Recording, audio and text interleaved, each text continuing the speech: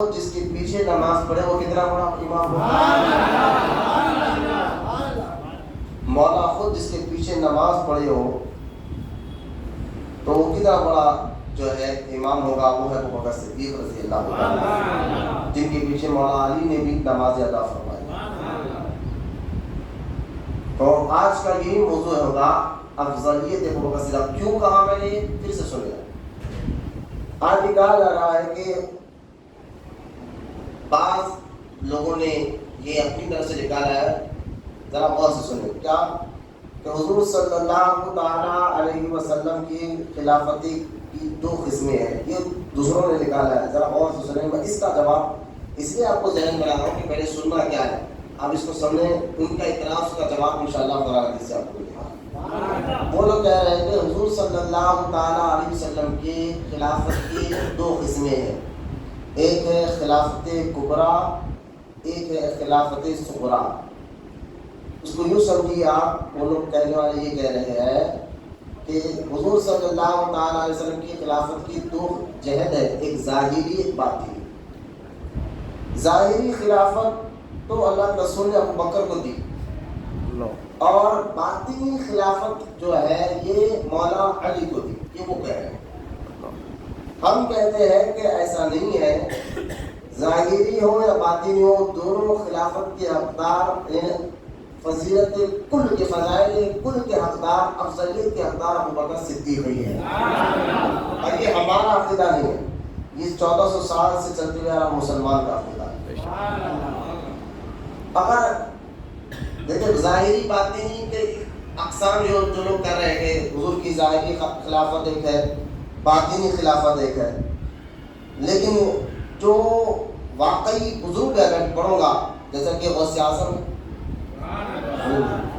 سارے ولیوں کے امام، امام الاولیاء سرکار غوث پاک رضی اللہ تعالی عنہ، آپ نے بھی یہ کبھی ایسی ولایت کی ایسی قسمیں نہیں بیان کی، یعنی جو حضور صلی اللہ تعالیٰ علیہ وسلم کے بارے میں کہا ہے کہ ظاہری باطنی خلافت، جو یہ لوگ کہہ رہے ہیں۔ غوث اعظم نے اپنی کتاب غنیۃ الطالبین میں بھی پڑھ کر سناؤں گا، یہی بتایا کہ سب سے افضل صحابہ میں ابو بکر ہے۔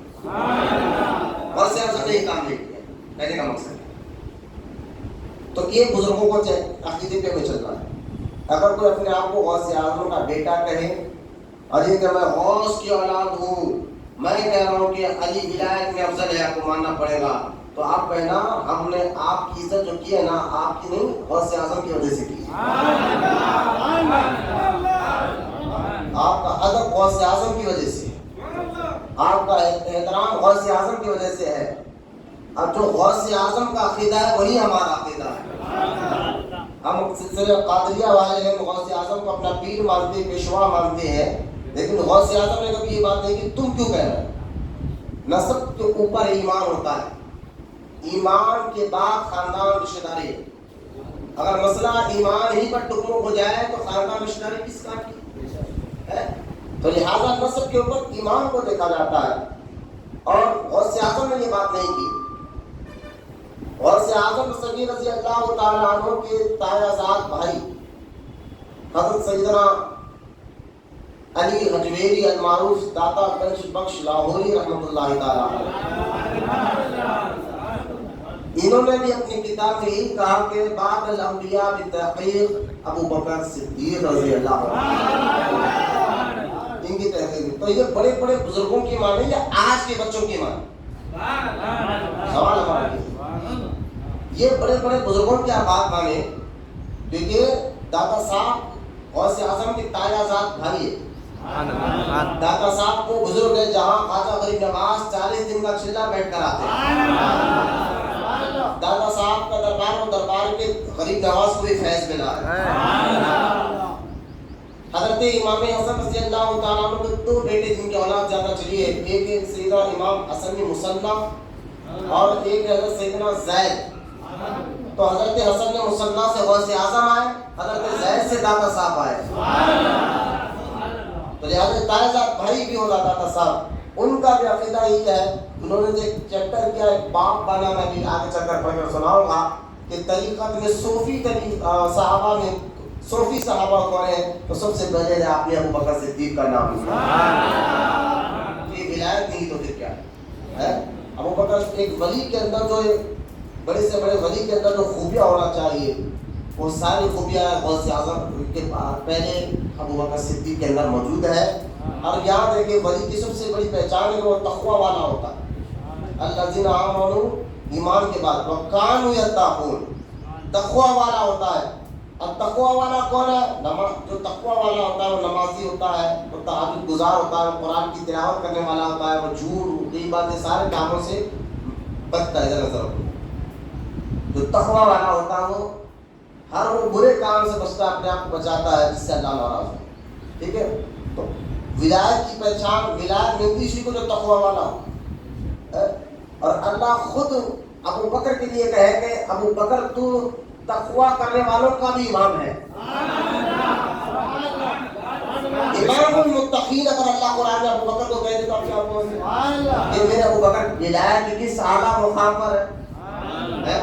ایک ولی کے لیے تقوی سب کچھ ہے نا, اس کا کچھ, تو لہذا سارے تقوی کرنے والے جس کے پیروکار ہیں وہ ابو بکر صدیق رضی اللہ تعالیٰ انبیاء کے بعد. اور پھر سنیں ہمارا یہ مقصد معاذ اللہ حضرت مولا کائنات علی مرتضیٰ رضی اللہ تعالیٰ عنہ کی شان میں, کیونکہ حضرت علی کی ایمان محبت ہی ایمان کی ثبوت ہے. مولا علی کی محبت ایمان کا ثبوت ہے. اگر اسی میں کامی تو کہ سب کچھ نامکمل ہے. یعنی ایمان کی کسوٹی علی کی محبت ضرور ہے, لیکن جب مولا علی کے خاندان والے خود مولا علی یہ کہے, خود علی مرتضیٰ یہ بات کہے کہ جس نے مجھے ابو بکر اور عمر سے افضل جانا تو میں اس کو 80 گولڈے ماروں گا. تو یہ بات تو سنو نا, خود مولا علی کہہ رہے ہیں, تو تم نے یہ کہاں سے نکال لیا کہ حضور کی ایک ظاہری خلافت کی ایک بات ہے. غوث اعظم نے یہ بات نہیں کی, دادا صاحب نے یہ بات نہیں کی, غریب نواز نے یہ بات نہیں کی. آج تم اپنی خانقاہ میں یہ بات مریدوں کے سامنے کہہ کر یہ کہتے ہو کہ دماغ کا مسئلہ کر ابو بکر کا پہلا نمبر. ایک صاحب کہنے لگے نہیں, ایک موجود بزرگ تھے وہ یہ کہہ رہے تھے دماغ کا مسئلہ مولا علی کا پہلا نمبر. میں نے کہا موجود جو بزرگ جو کہتے ہیں نا ان کی خول ان کی بات قابل عمل نہیں ہوگا. مذہبوں کا خول کوئی بات قابل عمل کیوں؟ کیونکہ اوپر شریعت لاگو نہیں ہو.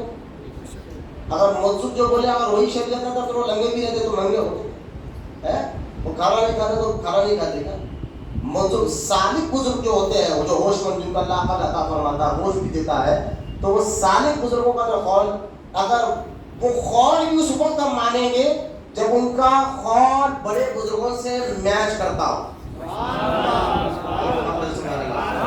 وہ قول بھی ہم اس وقت مانیں گے وہ قول جن کا بڑے بزرگوں سے میچ کرتا ہو, تبھی اس قول کو ہم مانیں گے.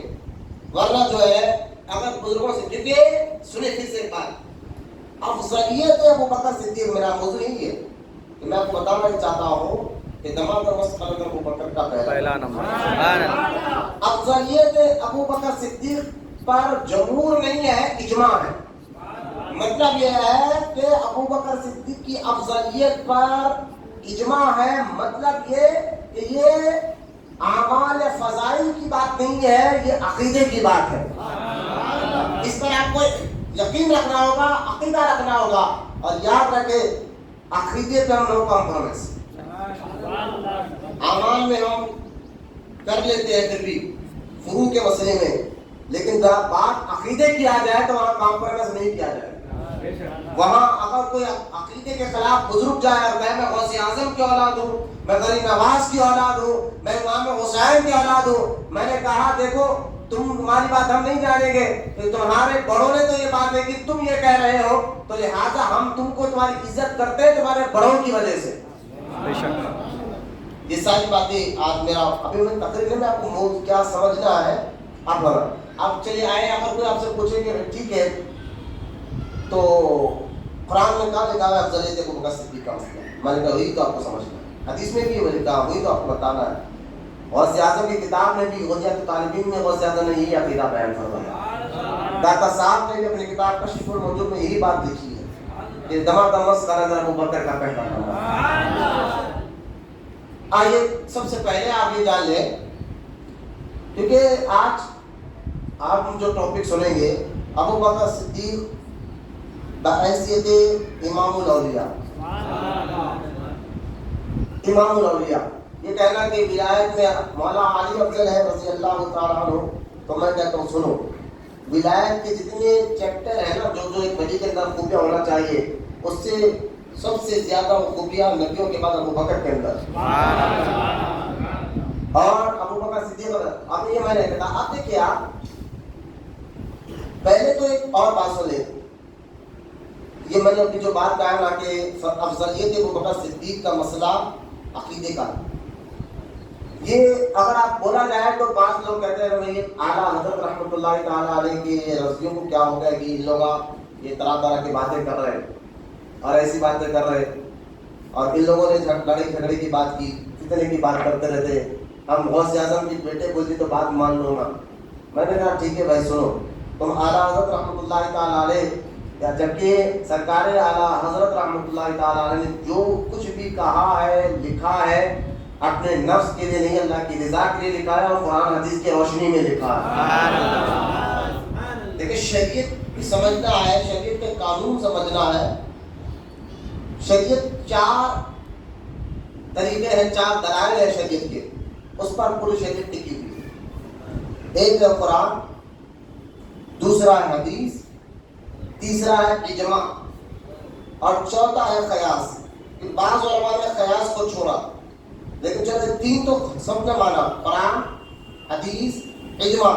جب قرآن میں کوئی نص ثابت ہو جائے تو اب اس کے خلاف کوئی اور بکے تو ہم نہیں مانیں گے، قرآن کے مانیں گے۔ حدیث سے نص ثابت ہو جائے کسی چیز کو لے کر، تو اگر کوئی اس کے خلاف بات کرے تو ہم نہیں مانیں گے، قرآن اور حدیث کی مانیں گے۔ اجماع سے بات ثابت ہو جائے اور کوئی اس کے خلاف ہٹ کر بات کرے تو قرآن میں اللہ تعالیٰ سورہ نساء آیت نمبر 115 میں کہتا ہے جو مسلمانوں کے طریقے سے ہٹ جائے، اللہ فرماتا ہے اس کو دوزخ میں ڈالو۔ اللہ کو پسند ہی نہیں ہے اجماع سے ہٹ کر کوئی بات کرے۔ تو یہ شروع سے قرآن سے، حدیث سے، اجماع سے بات ثابت ہے کہ دماغ مس قلندر ابو بکر کا پہلا نام،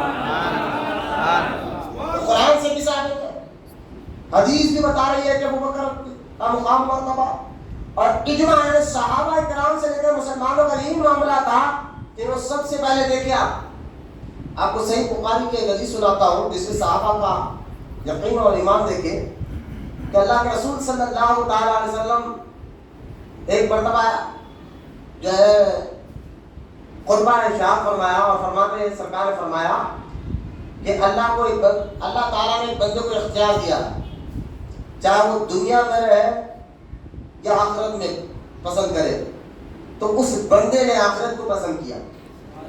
یہ کہنا تھا حضرت ابو بکر صدیق رضی اللہ تعالیٰ عنہ۔ اس حدیث کو صحیح بخاری میں فضائل ابو بکر صدیق میں لکھا گیا ہے، اور اس حدیث کو روایت کرنے والے حضرت سیدنا ابو سعید خدری رضی اللہ تعالیٰ عنہ، سنیں ذرا غور سے، حضرت سیدنا ابو سعید خدری رضی اللہ تعالیٰ عنہ اور حضرت سیدنا ابو ہریرہ رضی اللہ تعالیٰ عنہ اور سیدہ عائشہ صدیقہ رضی اللہ تعالیٰ عنہ، یہ تینوں صحابی ہیں کہ جن سے سب سے زیادہ فضائل ان تینوں صحابہ میں، یعنی اما جان عائشہ صدیقہ رضی اللہ تعالیٰ عنہ، یا ابو ہریرہ رضی اللہ تعالیٰ عنہ، یا ابو سعید خدری رضی اللہ تعالیٰ عنہ، یہ تینوں وہ شخصیت ہے جنہوں نے سب سے زیادہ فضائل اہل بیت کو بیان کیا ہے۔ اہل بیت حضور کے گھرانوں کے بارے میں اگر سب سے زیادہ حدیثوں نے اس کو آگے امت تک پہنچائی تو یہ تینوں، اور شیعہ یہ تینوں کو نہیں مانتے، ہے نا؟ شیعہ تینوں وہ اما عائشہ صدیقہ پر بھی طرح کی بات کرتے ہیں، اور یہ کہتے ہیں ہم ابو ہریرہ کو نہیں مانتے، ابو سعید خدری کو نہیں مانتے، جبکہ ان تینوں نے سب سے زیادہ اہل بیت کا ذکر کیا۔ ذرا غور سے سنا تو خیر ابو سعید خدری رضی اللہ تعالیٰ فرماتے ہیں جب سرکار نے فرمایا کہ اللہ نے ایک بندے کو اختیار دیا کہ دنیا پسند کر یا آخرت، تو اس بندے نے آخرت کو پسند کیا، تو سب تو خاموش ابو بکر رونا شروع کر۔ ابو بکر جب رونا شروع کیا، ہم کہنے کا یہ کیا ہو گیا ہے؟ سرکار نے کہا ایک بندہ کہا، تو ابو بکر رو کیوں رہے؟ کچھ دیر کے بعد سرکار نے فرمایا وہ بندہ میں ہوں۔ سرکار نے کیا فرمایا وہ بندہ میں ہوں۔ تب ابو سعید خدری کہتے ہیں کہ اب ہمیں سمجھ گیا ابو بکر عالم نہیں عالم ہے۔ سبحان اللہ، کیا بات ہے، سبحان اللہ۔ صحابہ رسول کا عقیدہ ہے کہ یعنی جیسا کہ اکبر کہتے ہیں بڑے، کبیر کہتے ہیں بڑے کو، اکبر کہتا ہے سب سے بڑے کو، اسی طرح عالم کہتے ہیں، اور عالم کہہ رہے ہیں کہ علم رکھنے والے کو عالم اس کو کہتے ہیں جو سب سے زیادہ علم رکھتا ہو، سب سے زیادہ جس کو معلومات ہو۔ اس لیے حضرت ابوبکر، حضرت عمر کے بارے میں یہ مشائخ کہتے ہیں کہ بزرگان دین کہتے ہیں کہ یہ مزاج شناز رسول صاحب ہے۔ سبحان اللہ سبحان اللہ سبحان اللہ سبحان یعنی اللہ۔ یہ شیخین ابوبکر، حضرت عمر رضی اللہ تعالیٰ عنہ، یہ وہ صحابی، یہ بزرگ ہے، وہ صحابہ میں وہ ذات مبارکہ کی ہے کہ حضور کی مزاج کو پڑھ لیتے تھے اور سمجھ جاتے تھے۔ مزاج شناز رسول کا حضرت ابوبکر صدیق کے بارے میں آتا ہے کہ خالی حضور علیہ السلام کے بہو مبارک کو دیکھ کر سمجھ جاتے تھے حضور کیا مزاج سے رکھتے ہیں، کیا سوچ رہے ہیں۔ سبحان اللہ سبحان اللہ۔ صحابہ کہہ رہے ہیں کیا سب سے زیادہ علم والا ابوبکر ہے، اور قرآن میں اللہ کہتا ہے اتقا کہہ کر کہ ایک ہوتا ہے متقی اور ایک ہوتا ہے اتقا۔ متقی پرہیزگار کو کہتے ہیں، اتقا پرہیزگاروں کے بھی امام کو کہتے ہیں۔ ابوبکر کے لیے اتقا کا لفظ آیا، اور یہاں پر بھی ڈنڈی مارا جاتا ہے۔ تشریح کہتے ہیں بھائی یہ جو تیسری پارے کی آیت ہے اتقا، یہ اصل میں مولا علی کے حق میں اتری ہے، یہ کہتے ہیں۔ جبکہ جب یہ آیت اتری ہے اتقا تیسرے پارے میں، اس وقت مولا علی بچے ہیں، کم عمر کے ہیں، اما سیدہ خدیجہ کبریٰ عورت ذات ہے گھر میں، حضرت زید غلام ہے، اور حضرت ابوبکر صدیق رضی اللہ تعالیٰ عنہ وہ شخص تھے جو تاجر بھی تھے، مالدار بھی تھے، آزاد بھی تھے، عقل مند بھی تھے، اور سب کچھ تھے، اور امام حضور کے غلام بھی تھے۔ جب انہوں نے حضرت بلال رضی اللہ تعالیٰ عنہ کو بھاری مقدار میں خرید کر آزاد کیا، اور لوگوں نے اعتراض کیا شاید بلال کا کچھ احسان ابوبکر کا اوپر ہوگا، ورنہ یہ جو غلام اس کی اتنی پیسے کا تھا نہیں، اتنا زیادہ پیسہ دے کر انہوں نے خریدا ہے، تو لہٰذا کچھ نہ کچھ احسان جو ہے ابوبکر پر بلال نے کیا ہوگا، اس کا احسان کا بدلہ اتار رہے ہوگے۔ لوگوں نے اعتراض کرنا شروع کیا، اللہ نے قرآن میں آیات اتار دی، کہا اتقا، یہ ابوبکر متقیوں کا امام ہے، پرہیزگاروں کا امام ہے، اس نے جو مال دیا ہے اس پر کسی کا احسان نہیں ہے۔ پھر آگے اللہ فرماتا ہے اس پر اس نے صرف یہ مال جو خرچ کیا ہے اللہ کی رضا کے لیے کیا۔ تو اتقا کہہ کر اللہ جب قرآن میں یہ بات بتا دے ابوبکر صدیق رضی اللہ تعالیٰ عنہ کے لیے، تو یہاں میں پھر کہہ رہا ہوں ذرا اس خانقاہ سے سبق سارے مرید اچھی طرح ذہن میں رکھ لیں کہ شیخین کا جو مقام و مرتبہ ہے یہ عقیدے کا، پھر سنیں یہ کیا ہے، عقیدے کا مسئلہ۔ اگر اس میں اگر خامی ہوئی تو پھر سارا معاملہ الٹ ہو جائے گا۔ جیسا کہ دیکھیے ملا جیون رحمۃ اللہ تعالیٰ علیہ، ملا جیون کون؟ حضرت اورنگزیب کے استاد ہیں، ملا جیون رحمۃ اللہ علیہ اورنگزیب کے استاد ہیں۔ تو ملا جیون رحمۃ اللہ تعالیٰ علیہ اپنی کتاب نور الانوار، کتاب کا نام کیا ہے؟ نور الانوار۔ نور الانوار کے مقدمے میں ملا جیون رحمۃ اللہ علیہ نے بڑی پیاری بات کی۔ آپ سے پوچھا گیا کہ حضور یہ بتائیے کہ سنی کون ہے؟ ملا جیون رحمۃ اللہ تعالیٰ علیہ سے پوچھا جا رہا ہے سنی کون ہے؟ اور یہ وہ بزرگ ہے، میں جمعہ میں ان کے بارے میں سنا ہوں، ملا جیون رحمۃ اللہ علیہ کی نگرانی میں فتوائے عالمگیری لکھی گئی ہے، جو آج تک بھی اس کے فتوے مانے جاتے ہیں۔ اور اورنگزیب رحمۃ اللہ تعالیٰ علیہ کے دور میں یہ فتوائے عالمگیری لکھی گئی تھی، جو مضبوط کتاب ہے جس کو فتوائے ہندیہ بھی آج کے دور میں کہہ دیتے ہیں۔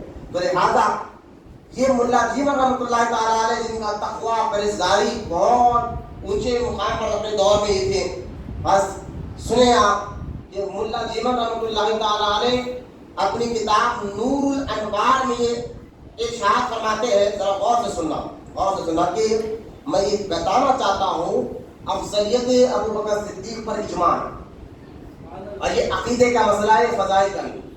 اگر کوئی یہ کہے کہ نہیں بھائی، پھر میں کہہ رہا ہوں مولا علی خلافت میں ولایت میں افضل ہے اور ابوبکر جو ہے سیاست میں افضل ہے، یہ غلط بات ہے، اس کی بات کو نہیں مانا جائے گا، کیونکہ یہ عقیدہ کا مسئلہ ہے اور عقیدے میں نو کمپرومائز نہیں کیا جاتا۔ بات فضائل کی نہیں، بات عقیدے کی ہے۔ تو یہ عقیدہ اگر بولے تو انہیں کہتے ہیں رضوی لوگ نکال لیا ایسا، یہ اعلیٰ حضرت کے چاہنے والے نئی نئی باتیں کرتے رہتے، جب دیکھو جب معاذ اللہ، یعنی الٹا چور کوٹوال کو ڈالتے. چور خود چوری کرتے ہیں اور کہتے ہیں خود ہم نہیں، آپ چور ہیں. تو معاذ اللہ اعلیٰ حضرت نے تو پہلے سے یہ الزامات لگے کہ معاذ اللہ سما معاذ اللہ کہ اعلیٰ حضرت نے لڑائی کی شروعات کی، سب سے پہلے اعلیٰ حضرت نے فتنہ ڈالا. وہابی کر رہے تھے، بدعقیدہ کرتے تھے، یہ بات سمجھ میں آتی، کیونکہ اعلیٰ حضرت رحمۃ اللہ تعالیٰ علیہ کو روزانہ کئی گالیاں لکھ کے بھیجا کرتے تھے. اتنے گالیاں لکھ کر بھیجا کرتے تھے، مرید نے کہا حضور اپنا قلم روک دیجئے، اتنے گالیاں آپ کو دیتے ہیں. تو اعلیٰ حضرت رحمۃ اللہ تعالیٰ نے فرمایا تھا اتنے گالیاں مجھے دے رہے ہو، اتنی دیر تو ان کا دماغ حضور سے ہٹ کر میری طرف ہے. کم سے کم اتنی یاد رکھے. پھر اعلیٰ حضرت فرماتا ہے اگر میرے ہاتھ میں تلوار ہوتی تو میں ایک ہاتھ میں تلوار رہتا، دوسرے ہاتھ میں پھر نجدیوں کے سر کاٹتے رہتا. میں تو قلم چلا رہا ہوں. اب یہ قلم پہ ہمارے راستہ اشعار بہت پڑھتے ہیں، میں اس پر نہیں جاتا. انشاءاللہ جب ہم اکثر سنتے رہتے ہیں، جب سفر کے مہینے میں عرس اعلیٰ حضرت نے اپنے ڈیٹیل کے ساتھ یہاں بیان کیا ہے کہ کس طرح اعلیٰ حضرت کو اعلیٰ حضرت کہنے والے کون کون لوگ گزرے ہیں. تو آئیے میں ان کی بات کر رہا ہوں جو ملا جیون رحمۃ اللہ علیہ، جو 500 سال پہلے اورنگزیب کے استاد ہیں. انہوں نے اپنی کتاب نور الانوار کے مقدمے میں ان سے جب سوال ہوا کہ حضور بتائیے سنی کون ہے، اب آ جائے گا 500 سال پہلے کی کتاب، پوچھا کہ حضور سنی کون ہے. تو ملا جیون رحمۃ اللہ تعالیٰ نے اپنے مقدمے میں لکھتے ہیں پہلا سنی کے جب سوال میں کہ آپ فرماتے ہیں کہ سنی وہ ہے جو تمام صحابہ میں شیخین کو افضل جانے. تمام صحابہ میں شیخین، اور شیخین سے مراد ابو بکر اور عمر ہے رضی اللہ عنہ. تو تمام صحابہ میں جو شیخین کو افضل جائے اور ختنین سے محبت کرے. ختنین کون ہے؟ یہ حضرت سیدنا عثمان غنی رضی اللہ تعالیٰ عنہ اور حضرت سیدنا مولا علی مرتضیٰ رضی اللہ تعالیٰ عنہ. یہ ختنین ہے. تو خط کہتے ہیں داماد کو، عربی میں ختنین کہتے ہیں داماد کو، یہ دونوں حضور کے داماد ہیں. مولا جیون رحمۃ اللہ علیہ فرماتے ہیں سنی وہ ہے جو تمام صحابہ میں شیخین کو افضل جانے اور ختنین سے محبت کرے. چلیے یہ تو مولا جیون رحمۃ اللہ علیہ، میں نے کہا یہ اجماع کا مسئلہ ہے. فضیلت ابوبکر صدیق کا مسئلہ اجماع کا ہے، فضیلت کا نہیں ہے جو بات خاموش بیٹھ جائے. اور آگے بڑھے کہ طبقات حنفیہ کتاب بڑی مشہور و معروف کتاب طبقات حنفیہ، امام اعظم ابو حنیفہ رضی اللہ تعالیٰ عنہ سے پوچھا گیا، آپ کوفہ میں ہے، آپ سے پوچھا گیا امام اعظم ابو حنیفہ رضی اللہ تعالیٰ عنہ سے کہ سرکار آپ بتائیں کہ سنی کون ہے. امام اعظم کا دور تابعی کا دور، آپ نے صحابہ اکرام کو دیکھا ہے، سیدنا انس بن مالک کو دیکھا ہے، امام جعفر صادق سے پڑھا ہے آپ نے. محبت سے سوال ہے. حضرت سیدنا امام اعظم ابو حنیفہ نعمان بن ثابت رضی اللہ تعالیٰ عنہ سے بھی جب پوچھا گیا کہ سنی کون ہے تو آپ نے بھی ارشاد فرمایا سنی وہ ہے جو تمام صحابہ میں شیخین کو افضل جانے. نہیں جانتے دیکھیں، تمام صحابہ میں شیخین کو افضل جانے اور ختنین سے محبت کرے اور جو موضوع پہ تیمم کرنے کو جائز سمجھے. موضوع پہ تیمم کا مسئلہ ہے، میں انشاءاللہ کبھی بتاؤں گا. لیکن امام اعظم ابو حنیفہ رضی اللہ تعالیٰ نے عقیدہ بتا دیا کہ سنی وہ ہے جو تمام صحابہ میں شیخین کو افضل جانے. یہ تو سنیوں کا پہلے سے عقیدہ چلتے آ رہا ہے. حضرت مولا علی کو ابو بکر پہ فضیلت دینا یہ تو شیعہ رافضیوں کا طریقہ تھا. پتہ نہیں کہ آج کے دور میں اپنے خانخواہوں میں یہ رواج کہاں سے آ گیا، جو اپنے آپ کو غوث اعظم کا بیٹا کہہ رہے ہیں، جو اپنے آپ کو غریب نواز کا بیٹا کہہ رہے ہیں، جبکہ غوث اعظم نے بھی اپنی کتاب بنیاد الطالبین میں یہی عقیدہ دیا کہ دمادم مسقل اندر ابو بکر کا پہلا تھا. دیکھیں آپ یہ کتنا اہم مسئلہ میں بتاتا ہوں کہ 122 ہجری آپ پڑھ کر دیکھیں، ابن کثیر کی میں بھی ہے، ابن اسیر میں بھی ہے، تاریخ کی کتابوں میں ابن کثیر یا ہو یا ابن اسیر ہو، انہوں نے یہ واقعہ لکھا ہے 122 ہجری. اگر آپ کتابوں نہیں جاتے ابھی گوگل پر جائیں، گوگل پر سرچ کیا اور 122 ہجری حضرت سیدنا زید رضی اللہ تعالیٰ عنہ ہے. حضرت زید، حضرت سیدنا زید کون ہے؟ ذرا غور سے سننا. یہ شیعوں کا عقیدہ تھا, سنیوں کا نہیں تھا. میں آپ کو یہ بتانے کے لیے واقعہ بتا رہا ہوں. تو حضرت سیدنا زید کون ہے؟ یہ امام محمد بن باقر کے سگے بھائی ہیں. بولو سبحان اللہ. امام زین العابدین کے بیٹے ہیں.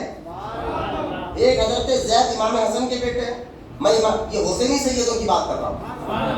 امام حسین کے سگے بیٹے جو کربلا میں زندہ واپس آئے, ان کا نام سیدنا امام زین العابدین. اللہ امام حسین کے 3 بیٹے تھے, علی اکبر, علی اوسط, علی اصغر. تینوں کا نام یہ تھا. علی اکبر, علی اصغر تو کربلا میں شہید ہو گئے. علی اوسط جو منجلے بیٹے تھے امام حسین رضی اللہ تعالیٰ عنہ کے, یہ آپ کی مزاج کی وجہ سے اور بھی وجہ, کیونکہ اللہ تعالیٰ کو ان کی نسل سے حسینی سیدوں کو رکھنا تھا. یہ تنہا واپس آئے تھے اور جو روزانہ رات میں 1000 رکعت نفل پڑھا کرتے تھے. اس لیے آپ کا ایک لقب ہے سجاد. امام زین العابدین کا امام زین العابدین آپ کا لقب ہے سجاد, بھی آپ کا لقب ہے. اصل آپ کا نام علی ہے. تو امام زین العابدین کے 2 بیٹے امام محمد بن باقر, حضرت زید, 2 بیٹے. سنا, میں حضرت زید کی بات سنا رہا ہوں.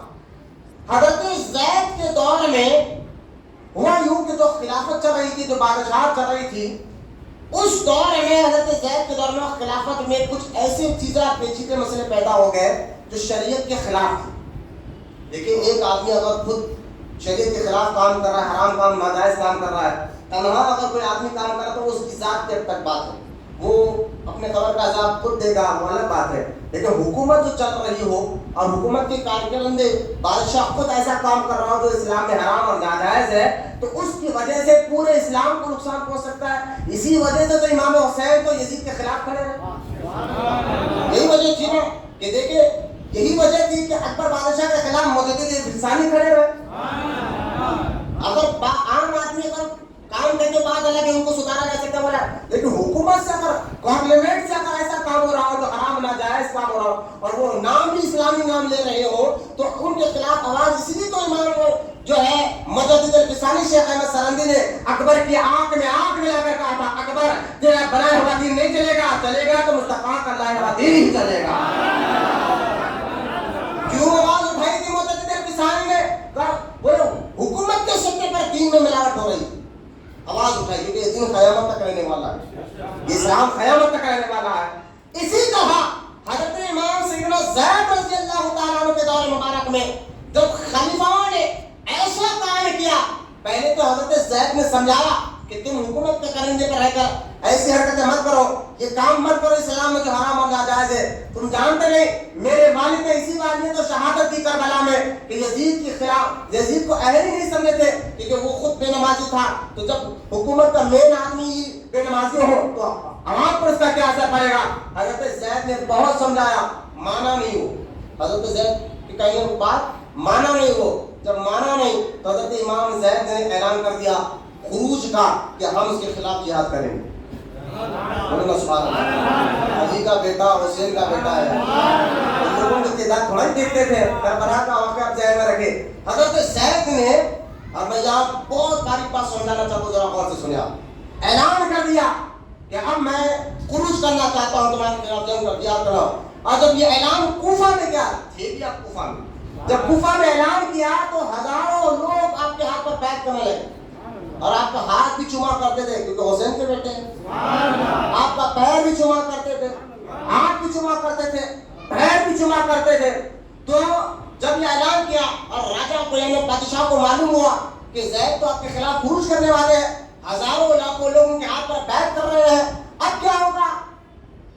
سیاست چلی. راجہ نے کہا ایک کام کرو, کیا جا کر زید کے جتنے مرید ہیں, ہاں سننا, حضرت امام زید کے ہاتھ چومنے والے, پیر چومنے والے, کہا بادشاہ ہے جا کر کیا کرو, امام زید کے جتنے مرید ہیں نا جو ان کے ہاتھ چوم رہے, پیر چوم رہے, ان میں یہ بات پھیلا دو امام زید ابو بکر اور عمر سے محبت کرتے ہیں اور یہ ابو بکر اور عمر کی فضیلت کو بیان کرتے ہیں, یہ بات پھیلا دو. اب یہ بات پھیل گئی, پھیلنا تھا, لوگ آئے. کون لوگ تھے وہ؟ حضرت زید کا ہاتھ چومنے والے, پیر چومنے والے. ان سے آ کے پوچھا کہ امام ہم آپ کے ساتھ ہیں, جان مال سب لٹا دیں گے، ہم تو آپ کے عقیدت مند، آپ کے مرید ہیں، لیکن ایک بات بتائیے ابو بکر اور عمر کے بارے میں آپ کا عقیدہ کیا؟ سبحان اللہ سبحان اللہ. حضرت زید چاہتے تو رخصت پہ عمل کرتے تھے، دل میں تو یقین کرتے کہ اچھے اوپر سے کہ اگر میں بولوں گا تو یہ لوگ مریدی سے نکل جائیں گے، حالات بگڑ جائیں گے، میں تنہا ہو جاؤں گا، پھر یہ سمجھ کے آپ سیاست کیا چل رہی ہے، یہ بھی کر سکتے تھے آپ، لیکن حسین کے بیٹے حضرت زید نے فرمایا کہ کیا کہہ لو ابو بکر عمر کے بارے میں ہماری رائے کیا ہے؟ سیدوں کی رائے ہماری رائے کیا ہے؟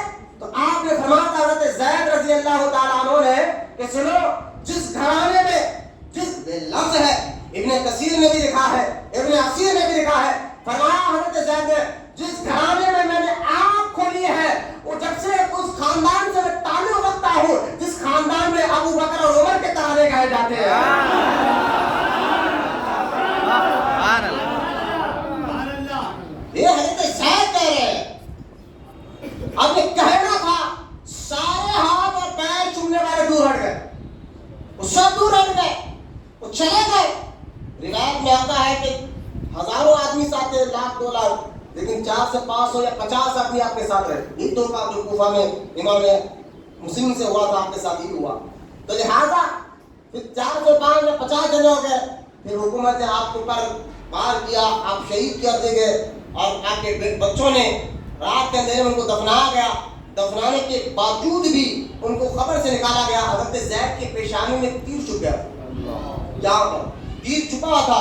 پھر بھی انہوں نے جب حکومت کی کارکردوں نے کیا کیا معلوم کر کر ان کی خبر کو، ان کی جسم مبارک کو نکالا گیا کھول کر، اور جھاڑ پر روایت میں کہ 1 سال یا 2 یا 3 سال لگتا دیا گیا. لیکن پارے امام حسین کے بیٹے نہ جسم سڑا، نہ بدبو پھیلی، نہ خون میں سے کوئی مسئلہ، نہ جسم میں سے کوئی بلکہ چہرہ چمکتے رہا. اور جہاں جس جھاڑ پر آپ کا جسم مبارک لٹکتا تھا وہ پورا علاقہ خشک سے مشکبار ہوتا رہا، خوشبو سے مشکبار پورا علاقہ مہکتا رہا. یہ شیعوں کا عقیدہ ہے کہ ابو بکر اور عمر کی فضیلت کو گھٹانا اور ان کے بارے میں غلط باتیں کرنا، یہ تو رافضیوں کا طریقہ تھا، اہل تشیع کا طریقہ تھا. آج ان کے شان میں یہ گستاخیاں کیوں کی جا رہی ہے؟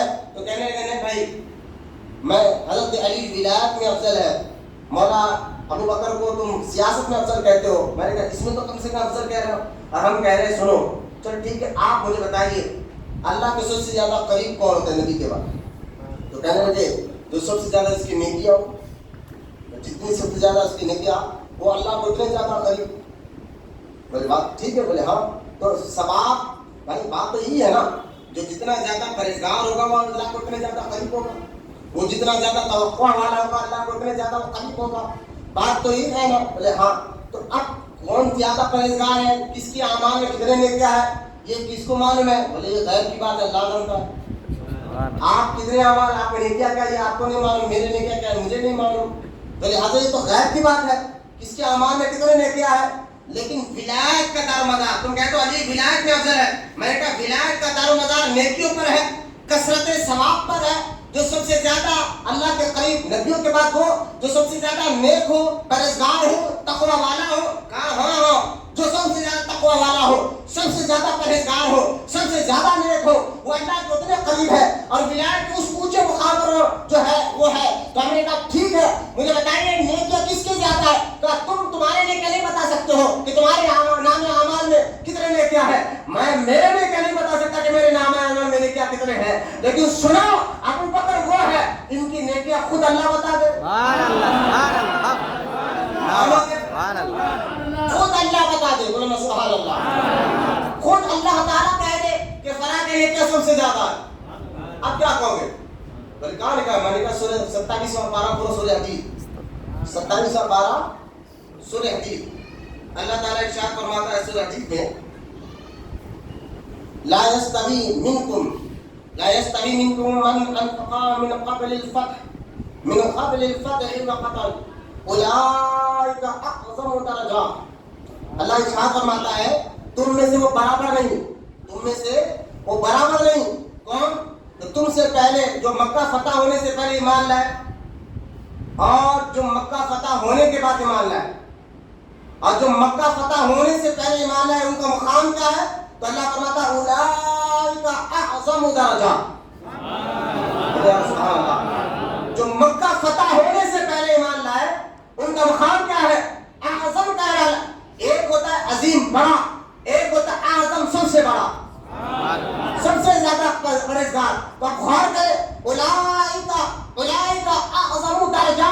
اللہ فرماتا ہے تم میں سے وہ برابر ہو ہی نہیں سکتے جو مکہ فتح ہونے کے بعد ایمان لائے, اور جو مکہ فتح ہونے سے پہلے ایمان لائے وہ تم سے بڑے اور افضل ہے, اعظم ہے. وہ کون؟ جو مکہ فتح ہونے سے پہلے ایمان لائے. اور سارے علماء کے اس بات پر اتفاق ہے کہ سب سے پہلے مردوں میں ابو بکر صدیق نے ایمان کو یا اولئک اعظم درجہ. اللہ کہہ رہا ہے کہ سب سے افضل وہ جو سب سے پہلے ایمان لائے مکہ فتح ہونے سے پہلے. میں نے کہا اللہ خود کا بتا رہا کہ سب سے زیادہ ابو بکر کا ہے نبیوں کے بعد. اب کیا کرو گے؟ اور یہی عقیدہ. اچھا سنیں آپ جہاں میرے ہاتھ میں ایک اور کتاب ہے, اسی عقیدے کو غوث اعظم نے اپنی کتاب بنیاد الطالبین میں بھی بیان کیا. اچھا بنیاد الطالبین کے لیے اگر بات کر دے تو آج کل ایک نیا فتویٰ والے کہتے ہیں یہ کتاب غوث اعظم نے لکھی ہی نہیں.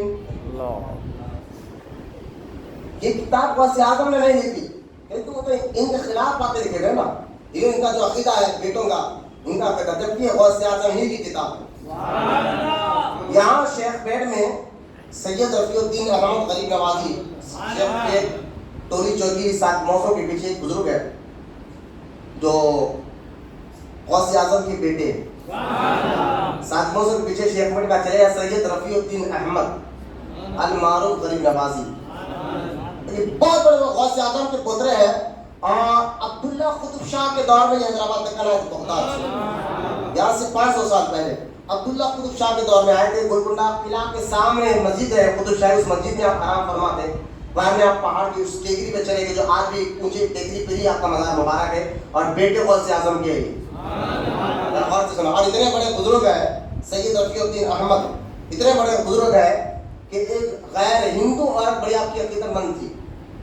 ایک مرتبہ جو ہے آپ بیٹھے تھے اپنے خانقاہ میں, میت جا رہی تھی غیر مسلموں کی, تو وہ غیر مسلم عورت آئی اور دوڑ کر آپ کو دیکھی, تو آپ کو دیکھ کر آپ کے پیر پڑنے آئی, تو آپ نے زبان سے دعا دی اللہ تجھے سلامت رکھے, تیرے شوہر کو بھی سلامت رکھے. وہ عورت ہاتھ جوڑ کر رونے لگی, بابا یہ جو میت جا رہی نا میرے شوہر کی, یہ مر گیا میرا شوہر. اور ہمارے مذہب میں طریقہ ہے کہ شوہر کے ساتھ بیوی کو بھی زندہ جلا دیا جاتا ہے, اس لیے مجھے بھی جو ہے نا اب ٹھنڈا کرنے لے جا رہے ہیں, شوہر کے ساتھ مجھے بھی جلا دیا جائے گا. تو آپ نے تو دعا دی کہ اللہ تجھے بھی سلامت رکھے, تیرے شوہر کو بھی. تو سید رفیع الدین احمد غریب نوازی یہ ہوتا ہے اولاد غوث اعظم. غوثیت والا جلال آپ کے سینے میں آیا. آپ نے کہا کہاں ہے تیرے میں, بولے وہاں کام میں سامنے میت ہے, قریب گئے, کہا قم بسم اللہ, اٹھ کر اللہ کے اسی وقت کھڑا ہوا کلمہ پڑھتے ہو. اور پورے میت میں آنے والے پورے غیر مسلموں نے آپ کے ہاتھ پر اسلام کا خبر دیا. یہ سید رفیع الدین احمد غریب نوازی رحمۃ اللہ علیہ کا مزار شیخ پیٹ سالمس کے پیچھے کے علاقے میں موجود, اور غوث اعظم کے بیٹے ہیں. ان کے پاس عبداللہ قطب شاہ آیا, آ کر کہنے لگا حضور میں آپ سے ناراض ہوں, آپ کے والد نے ایک کتاب میں لکھا کہ امیر معاویہ کے بارے میں ان کی فضیلت کو بیان کیا.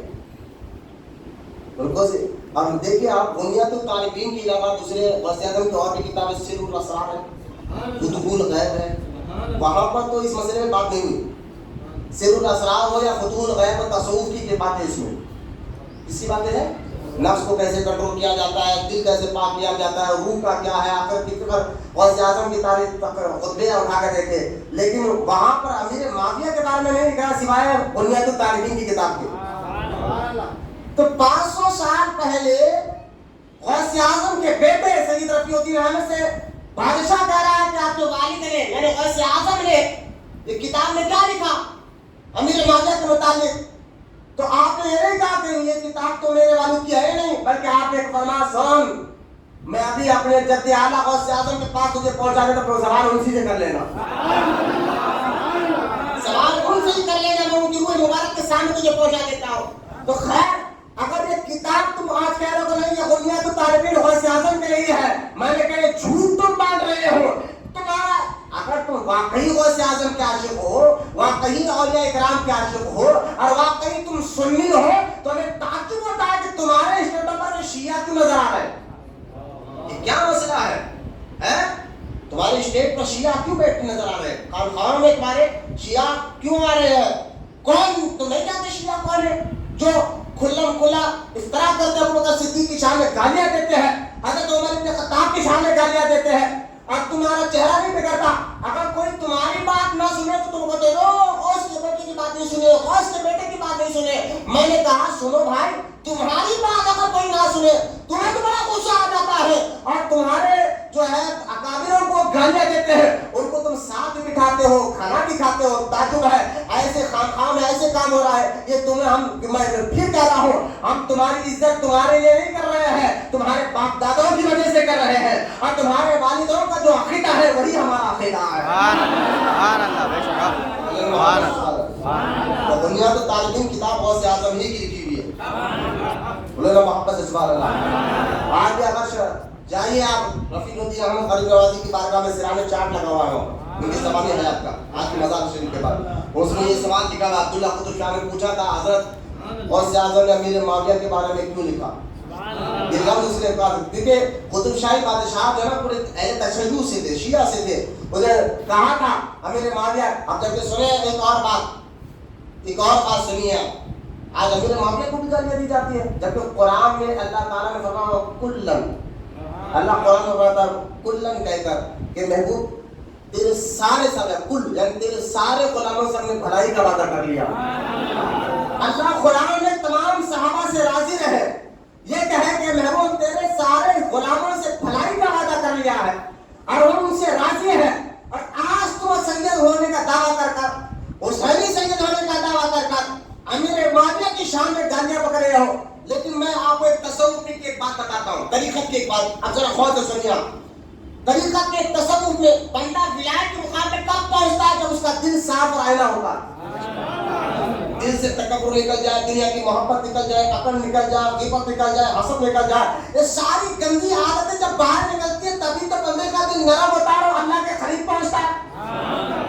مجھے بتائیے, دیکھیے مثلا ایک بندہ تھا نام, ایک اس کا جو ہے نام اسلام فخر الدین تھا تشیع, شیعہ تھا, سنیوں سے بڑا چڑھتا تھا, اور خاص طور سے اتنا بڑا اس کا باغ تھا, اتنا بڑا اس کا باغ تھا, وہ باغ میں کسی کو آنے نہیں دیتا تھا, اور ہر روز آنا وہ عصر کی نماز کے ٹائم پہ جو اپنے باغ کو دیکھنے کے لیے نکلتا, سیر کرنے کے لیے نکلتا. ایک دن عصر کا وقت تھا, یہ اپنے باغ میں نکلا, تھا شیعہ, اور تھا کٹر تکبر میں ڈوبا ہوا, انانیت میں کسی غریب کو منہ نہیں لگاتا تھا, دیکھتا نہیں تھا. عقل, تکبر, پیسہ, دولت, قوت سب کچھ اس کے پاس تھا, اور کٹر جو ہے نا شیعہ, اور اپنے باغ میں کسی کو برداشت نہیں کرتا تھا, سنی کو ہو, آس پاس تھا یہ لاہور کا رہنے والا, آس پاس سنی بھی بہت ہے, وہ برداشت نہیں کرتا تھا. ایک دن اصل میں اپنے گھوڑے پہ دکھ رہا, اپنے باغ, کیونکہ بہت بڑا باغ تھا اس کا پھلوں کا, اس باغ کی سیر کے لیے اس نے دیکھا کہ ایک حوض کے کنارے ایک بزرگ ہے قرآن پڑھ رہے. اس کی کے باغ میں ایک حوض ہے, اسی حوض کے کنارے ایک بزرگ قرآن پڑھ رہے. اب اس کو بڑا غصہ آیا, چہرے سے سمجھ گئے سنی ہے, بڑا غصہ آیا. باغ کے اندر لوگوں کو کہا کہ یہ کہاں سے آ گئے, میرے باغ میں جاؤ, میرا حوض ہے, وہاں بیٹھ کر یہ قرآن پڑھ رہے ہیں. اب جلال میں غصے میں گھوڑے سے اترا, یقین جانے اب اس کا سینہ کتنا گندگیوں سے بھرا تھا, ہے نا, تکبر سے, اکڑ سے, غصے سے, ہر چیز سے بھرا تھا. قریب آیا اور بزرگ سے کچھ کہہ سکے, لیکن خدا کی عزت و جلال کی قسم, سرکار کی جو حدیث مبارکہ ہے, سرکار نے جو ارشاد فرمایا, مومن کی نگاہ سے ڈرو, اللہ کے نور سے دیکھتا ہے. مومن کی نگاہ سے ڈرو, وہ اللہ کے نور سے دیکھتا ہے. انہوں نے, بزرگ نے نظر اٹھا کر دیکھی, وہ گھوڑے سے نیچے اتر کر بے ہوش ہو گیا, اور کچھ دیر کے بعد ہوش آیا تو دل بھی پاک ہو چکا تھا, دماغ بھی پاک ہو چکا تھا, اخلاق بھی پاک ہو چکے تھے. کہا پاپا مرید بنا لیجیے, اپنا غلام بنا لیجیے, اب دنیا سے دل ہی نہیں لگتا, ساری چیزوں کو اللہ کی راہ میں قرار کر کر آپ کے ساتھ رہنا چاہتا ہوں. بزرگ نے کہا ٹھیک ہے, مرید بھی بنا, کلمہ بھی پڑھا, مرید بھی بنا, ساری زندگی صاف رہا. یہاں تک کہ وہ بزرگ نے ایسا نوازا, وہ اللہ کے بعد حج بزرگ کی اجازت سے پیر کی اجازت سے حرم شریف گیا. اس نے 21 یا 27 حج کیے اور حج کرنے کے بعد اس دور میں حرم کے خادموں میں اس کا نام شمار ہوا اور جنت المالا میں اس کی قبر ہے. وہ بزرگ جو کون تھے جو ایک نظر ڈال کر ایسے کٹر پنتھی کو جو ہے عاشق رسول بنا دے. وہ بزرگ کون تھے جنہوں نے نظر اٹھا کر دل کو پاک کر دیا, ستھرا کر دیا, مزاج کو پاک کر دیا, اخلاق کو پاک کر دیا, سوچ کو پاک کر دیا اور ایسے پاک کیا کہ اللہ کا ولی بنا دیا. وہ بزرگ کوئی اور نہیں, خواجہ غریب نواز کی ذات میں بات کو بتایا جاتا ہوں. غریب نواز کی صحبت میں رہنے والا نظر ڈال کر عقل نکال دے. کیا بات, صحبت جس کی پیر جتنا کامل ہو, جس کی پیر کی صحبت میں رہنا اتنا دل صاف ہوتا ہے. آپ جے پال جادوگر کو نہیں جانتے؟ جادوگر کون ہے بھائی؟ جے پال کا جادوگر آج عادت سے نا عبداللہ بیابانی رحمۃ اللہ علیہ, آج عبداللہ بیابانی رحمۃ اللہ تعالیٰ علیہ وہی جادوگر آیا تھا لڑنے کے لیے, لیکن نالین نے غریب نواز پڑھی, دل پاک ہو گیا, ولایت کے مقام پر پہنچا. آج کے اجمیر میں اگر کوئی بھٹک جائے, راستہ گم ہو جائے, حضرت مشتاق نظامی صاحب قبلہ رحمۃ اللہ علیہ, مفتی انوار اللہ اندوری سے پوچھو, بڑے بڑے اکابروں نے یہ بات کہا ہے کہ سنو, اگر آج بھی اجمیر میں کسی کو راستہ نہیں مل رہا ہے, اگر وہ یہ کہے یا عبداللہ بیابانی المدد, تو قائم سے ایسی مدد ہوتی ہے وہ اجمیر پہنچ جاتا ہے. اجمیر میں کچھ گم ہو جائے, کچھ پیسہ گم جائے یا بچہ گم جائے, راستہ گم ہو جائے, کچھ بھی گم ہو جائے, نام ان کا لے کر پکارو, یہ مدد کے لیے آتے ہیں. مجھے بتائیے یہ عبداللہ بیابانی تھے کون؟ آج جادوگر تھے, لیکن غریب نواز کی نظر نے اثر کر دیا, دل کو پاک کر دیا, سوچ کو پاک کر دیا, فکر کو پاک کر دیا, اخلاق کو پاک کر دیا. یعنی پیر جتنا مضبوط ہوتا ہے, صحبت میں بیٹھنے والے کو اس کو اسی طرح رنگ دیا جاتا ہے. مجھے بتائیے میرے آقا علیہ الصلوۃ والسلام کی صحبت کا کتنا اثر ہوگا؟ جب ولیوں کی صحبت میں بیٹھنے والے کو اللہ یہ مقام دے دے, تو نبی کی صحبت میں بیٹھنے والے کو, اور وہ بیٹھے جن کو خود سرکار اللہ فرماتا ہے. حدیث مبارکہ ہے, علت الاولیاء میں بھی حدیث پاک موجود ہے. مفتی جلال الدین امجدی نے خطبات محرر میں بھی حدیث پاک کو نقل فرمایا ہے. غنیۃ الطالبین میں غوث اعظم نے بھی حدیث پاک کو نقل فرمایا ہے. خود عبداللہ بن مسعود کہتے ہیں رضی اللہ تعالیٰ عنہ, سنو صحابہ وہ ہے جن کو اللہ نے چنا ہے نبی کی صحبت کے لیے, جن کو اللہ نے چنا ہے. ایک تمہارا چننا ہوتا ہے, ایک رب کا چننا ہوتا ہے. اللہ تعالیٰ جس کو چن لے نبی کی صحبت کے لیے ہے. اس لیے مکتوبات میں امام مجدد الفسانی سے پوچھا گیا, اور یہ بات غوث اعظم نے بھی لکھا ہے. ابھی میں نے ٹک ڈال کر کے لکھا, یہ بات غوث اعظم نے لکھا ہے. میں مجدد الفسانی کی بات سنا رہا ہوں کہ آپ فرماتے ہیں, مکتوبات شریف میں آپ سے پوچھا گیا, حضور امیر معاویہ ہو, مولا علی ہو, یا آپس میں جھگڑے, اس میں کیا کرنا چاہیے؟ اور میں خاموش رہو. غوث اعظم نے لکھا صحابہ کے آپس کے اختلافات میں امت کو خاموش رہنا واجب ہے. غوث اعظم لکھ رہے ہیں صحابہ کے اختلاف, میں بتا رہا ہوں تصوف کی ایک بات, صحابہ میں آپس میں جو اختلافات کی جو جھگڑے ہوئے ہیں, اس میں عام مسلمان کو خاموش رہنا کیا ہے؟ سمجھ کرو کیا ہے؟ غوث اعظم لکھ رہے اپنی کتاب غنیۃ الطالبین میں, واجب ہے خاموش رہنا, کچھ نہ بولو. غوث اعظم تو یہ کہے, اور اپنے آپ کو غوث کا بیٹا کہہ کر کر لیتے ہو. یہ کہاں کی سنیے, یہ تو شیعوں کا طریقہ تھا, یہ تو رافضیوں کا طریقہ تھا. نام تم غوث اعظم کا بیٹا لے کر ان کو گالیاں دے رہے ہو, اور شیعوں کے ساتھ بیٹھ رہے ہو, رافضیوں کے ساتھ بیٹھ رہے ہو, جبکہ وہ خود گالیاں دیتے شیخین کو, ابوبکر اور عمر کو, ان کے ساتھ بیٹھے تو شرم نہیں آئی ہے. میں اس لیے کہتا ہوں تمہارے نہیں, تمہارے والد غوث اعظم کی بات مانیں, ان کے عقیدے پہ چلیں گے. ایک صاحب مجھ سے باتیں کریں گے, حضرت گیلانی صاحب قبلہ جو گھر میں سجاد ہے جی, بولے مجھ چہرے پہ داڑھی کیوں نہیں؟ میں نے کہا دیکھو ہم اسلام ان کو دیکھ کر نہیں, ان کے بڑوں کو دیکھ کر لیتے ہیں. بڑوں کی بات میں نے بولا سبحان اللہ. اور ایک ہمارے تاج الشریعہ تھے, بولو سبحان اللہ, جنہوں نے پاکستان کراچی کے اسٹیٹ پر گیلانی صاحب قبلہ کو چڑھ کر بڑی محبت اور عقیدت کے ساتھ سبحان اللہ سبحان اللہ کہا تھا کہ سید صاحب یہ آپ کے بڑوں کا لباس بھی نہیں ہے. سبحان اللہ سبحان اللہ سبحان اللہ ماشاءاللہ. تاج الشریعہ نے کہا تھا, اور گیلانی صاحب قبلہ نے کہا تھا, اس فقیر کی بات دل پر اثر, سبحان اللہ سبحان اللہ سبحان اللہ, دل پر اثر کر گئی ہے. اور خود غوث اعظم کے بارے میں ایک واقعہ میں آپ کو بتاتا जो शायद बहुत कम सुने, 8 غوث आजम करामात आप सुनते रहते हैं। जब सुनिए, एक नाबालिग बच्चा, अभी उम्र उसकी नहीं थी दाढ़ी निकलने की, कम उम्र का बच्चा गौस आजम से मिलने आ गया, सामने आया, गौस पाक के चेहरे पे जला गया, दोनों खानों पर हाथ रखकर गौस आजम ने बनाया था, चेहरे पे दाढ़ी नहीं, और अब्दुल कादिर से मिलने आ गया, इतना कहने तो उसी में कैद से चेहरे पे दाढ़ी निकल आ गई।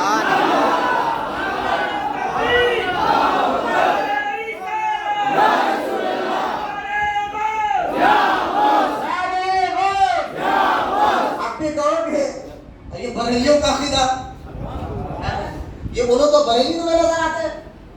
जो गौस आजम का अकीदा वही अकीदा और अल्लाह हज़रत का है। सुभान अल्लाह। जो खौफ करने की बात है, तो यहाँ क्या कह रहे हैं मैं सुनिए, मैं तसव्वुफ के एक रंग मैंने बताया, वली अपने मुरीद पर नजर डालकर दिल का जंग साफ करता है।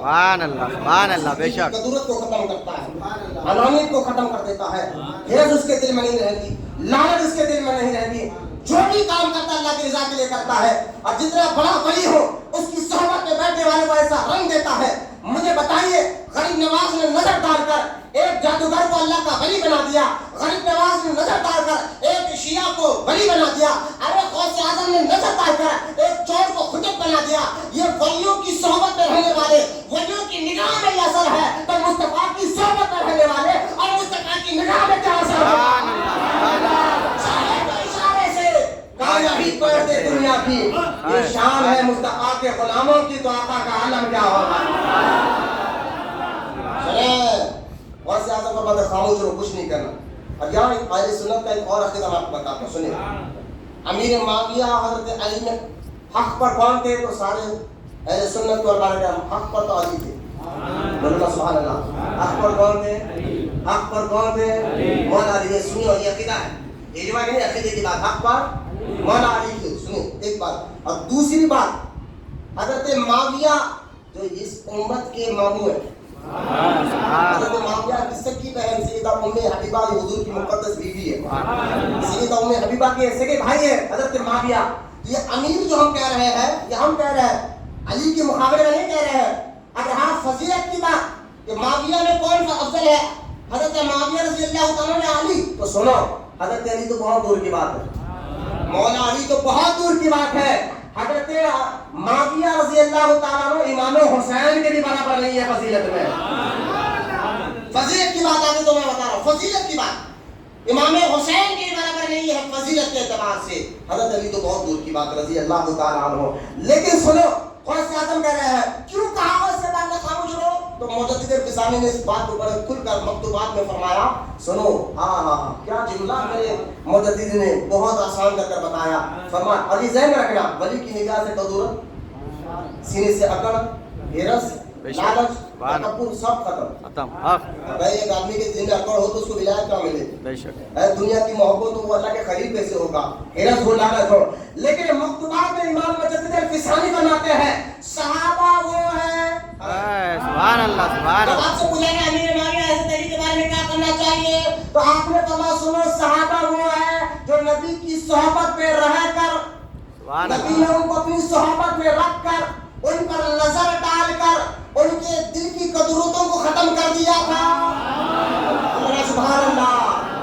नबी पाक अलैहिस्सलाम ने नजर ऐसी डाली थी तमाम सहाबा पे, ना उनको दुनिया की मोहब्बत थी, ना कुर्सी से मोहब्बत थी, ना पैसे से मोहब्बत थी, किसी चीज की मोहब्बत नहीं थी, क्योंकि नबी पाक अलैहिस्सलाम ने ये लफ्ज लिखा मुजद्दिद फिसानी अपने मकतूबात में फरमाते हैं, नबी पाक अलैहिस्सलाम ने सहाबा के दिलों को पाक और सुथरा कर विलायत के काबिल बना दिया था। अमीर मोमिनीन हज़रत अली मुर्तज़ा रज़ी अल्लाह तआला अन्हु और माविया रज़ी अल्लाह तआला अन्हु जो जंग हुई, ना वो कुर्सी की थी, ना वो सियासत की थी, ना वो पैसे के लिए थी, ना वो शान और शौकत के लिए थी, ना वो किसी को गिराने के लिए थी। माज़अल्लाह ये इज्तिहादी जंग थी। इसमें माविया को गलती जरूर हुई रज़ी अल्लाह तआला अन्हु, लेकिन खता इज्तिहादी हुआ। ये खता इज्तिहादी बहुत बारीक मसला है। मैं और खता इज्तिहादी में बंदा गुनाहगार नहीं बनता, उसमें सवाब एक बनता है। और मौला कायनात अली मुर्तज़ा रज़ी अल्लाह तआला अन्हु हक अली के पास है, बोलना मोहब्बत सुभान अल्लाह, और मोहब्बत से बोली सुभान अल्लाह। अरे भाई गौस आज़म जब अमीर माविया की तारीफ कर दे, तुम बेटे होकर क्यों बड़ी बातें करते हो? है اور جب کتاب میں یہ لکھا امیر معاویہ کی شان میں تو اب تم بکواس کرتے ہو یہ کتاب غوث اعظم کا نہیں ہے. تو خیر یہ ساری باتیں میں آپ کو بتا رہا ہوں, میں چلے گیا. اب دیکھیں خود اہل بیت بھی علی مولا علی کا بیٹا بھی حضرت ابو بکر صدیق کی فضیلت کے گن گاتا ہے.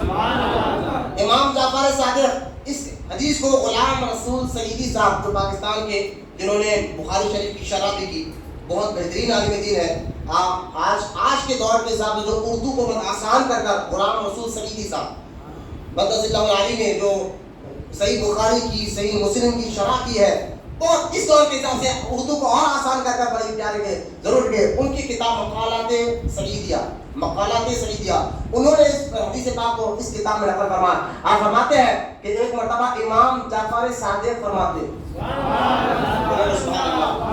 محبت سے سبحان اللہ, امام جعفر صادق فرماتے میں اپنے والد امام محمد بن باقر سے سنا.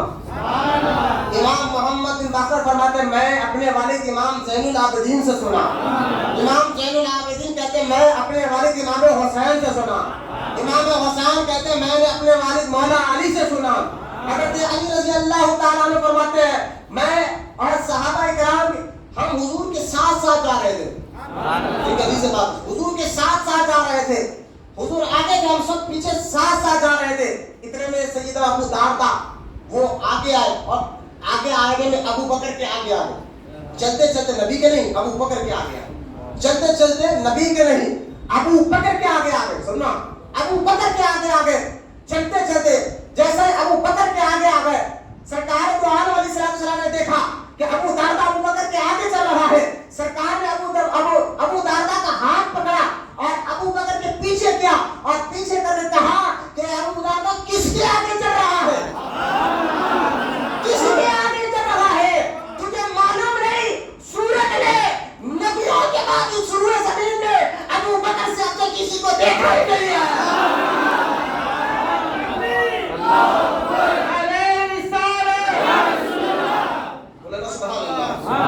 سنت بھی اہل بیت نے چنی ہے.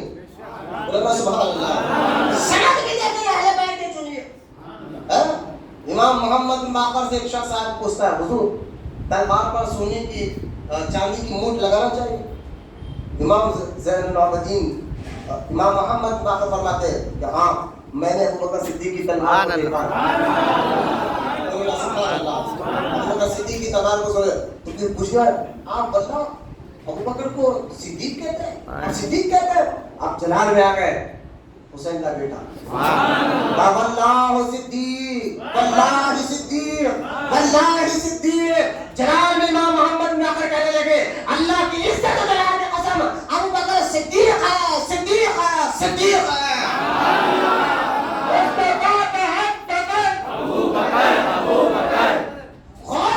تھوڑا کام کم کرے تو وقت قریب آ گیا. جو اہم عقیدے میں آپ کو دینا چاہتا ہوں, آپ غور کرتے جائیے کہ حضرت یہ اہل بیت کا عقیدہ خود دیکھیں نا, حسینی سیدوں کا نمیار ابو بکر صدیق. سبحان اللہ, سبحان اللہ. نمیار ابو بکر صدیق بے شک. امام جعفر صادق کے نانا بھی ابو بکر صدیق کے نواسے ہیں, نانی بھی ابو بکر صدیق کے نواسے. نانا ہو یا نانی دونوں کے ابو بکر صدیق کے نواسے ہیں. اس لیے امام جعفر صادق کہتے تھے میں اپنے والد کی طرف سے ایک بار پیدا ہوا ہوں, ابو بکر کی جانب سے 2 بار پیدا ہوا. کیا تم کر رہے ہو اسے, کبھی ایسا تمہارے بڑوں نے نہیں کیا کہ افضلیت کے بارے میں صدیق اکبر, کیونکہ اہل تشیعوں کا عقیدہ تھا کہ یہ معاذ اللہ حضرت علی کی بڑائی کرنے میں کہتے ہیں معاذ اللہ. وہ تو اپنی کتاب میں لکھتے ہیں آج بھی شیعہ کہ ابو بکر غازی ہے, معاذ اللہ خلافت کھینچ لیا. ارے بھائی میں نے کہا امام حسین رضی اللہ تعالیٰ عنہ علی کے بیٹا ہے نا, جب دیکھا کہ ماں بھی یزید خلافت کے لائق نہیں تو آپ نے فوج کو نہیں دیکھا کہ میرے ساتھ کتنے لوگ کھڑے ہیں, آپ کھڑے ہوئے ہٹ گئے, تو اس سیٹ پہ بیٹھنے کا لائق ہی نہیں ہے. اگر حضرت علی رضی اللہ تعالیٰ کی نظر میں ابو بکر صدیق کی خلافت غلط ہوتی یا حسین کربلا میں آگے کر دے کہ یہ خلافت غلط ہے اور جان دے دی, ہاتھ نہیں دیا, جب مولا علی کی نگاہ میں اگر ابو بکر صدیق کی خلافت غلط ہوتی تو وہ خاموش کیوں بیٹھے؟ یہ آخری طور پر آپ کو بھی سوچنا چاہیے, خاموش کیوں رہتے ہو تو آگے بڑھ جاتے. آگے بڑھ جاتے ہیں بلکہ مولا علی رضی اللہ عنہ جامع ترمذی میں امام ترمذی نے حدیث پاک کو فضائل صحابہ میں نقل فرمایا ہے.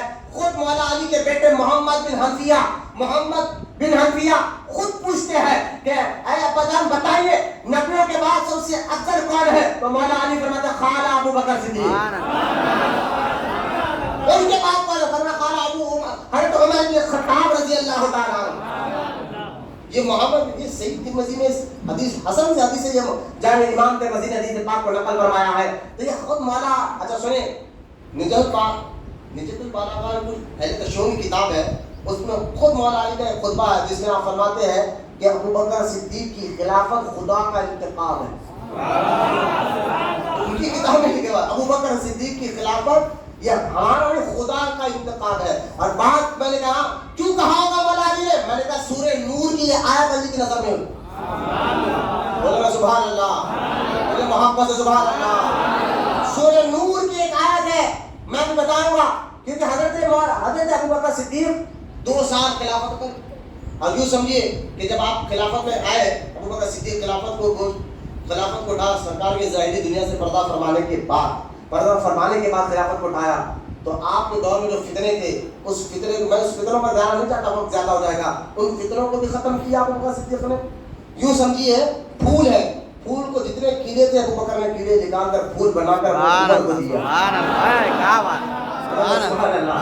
اس پھول سے کیڑے صاف کرنے والے ابو بکر. اس لیے حضرت عمر کہتے ہیں بنیاد تو ابو بکر ڈال کر گئے, میں اس کو عمارت کھڑا کرتا.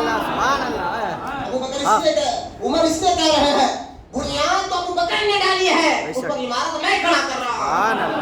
مجھے بتائیے اب دیکھیں آیت میں آپ کو بتا دوں سورہ نور کی. سورہ نور میں یہ آیت مبارکہ ہے جس میں اللہ تعالیٰ نے ارشاد فرمایا ہے, ذرا غور سے سننا. وعد اللہ نے وعدہ کیا کن سے بھائی؟ ذرا غور سے سنیں. الذین آمنوا ایمان والوں سے, منکم وعاملوا الصالحات جو ایمان لائے اچھے کام کرے. کیا؟ لا یستخلفنہم فی الارض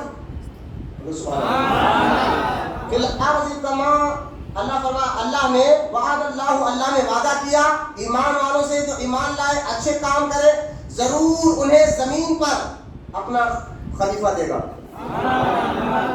سبحان اللہ سبحان اللہ. فی الارض کما استخلف الذین من قبلہم, اور اللہ ضرور ایک خلیفہ انہیں دے گا زمین پر جیسا ان سے پہلوں کو دی. اور فرمایا اللہ تعالیٰ ضرور ان کے لیے وہ خلیفہ کیا کرے گا؟ تو وہ ضرور ان کے لیے جمع دے گا اس دین کو جیسا دین ہے.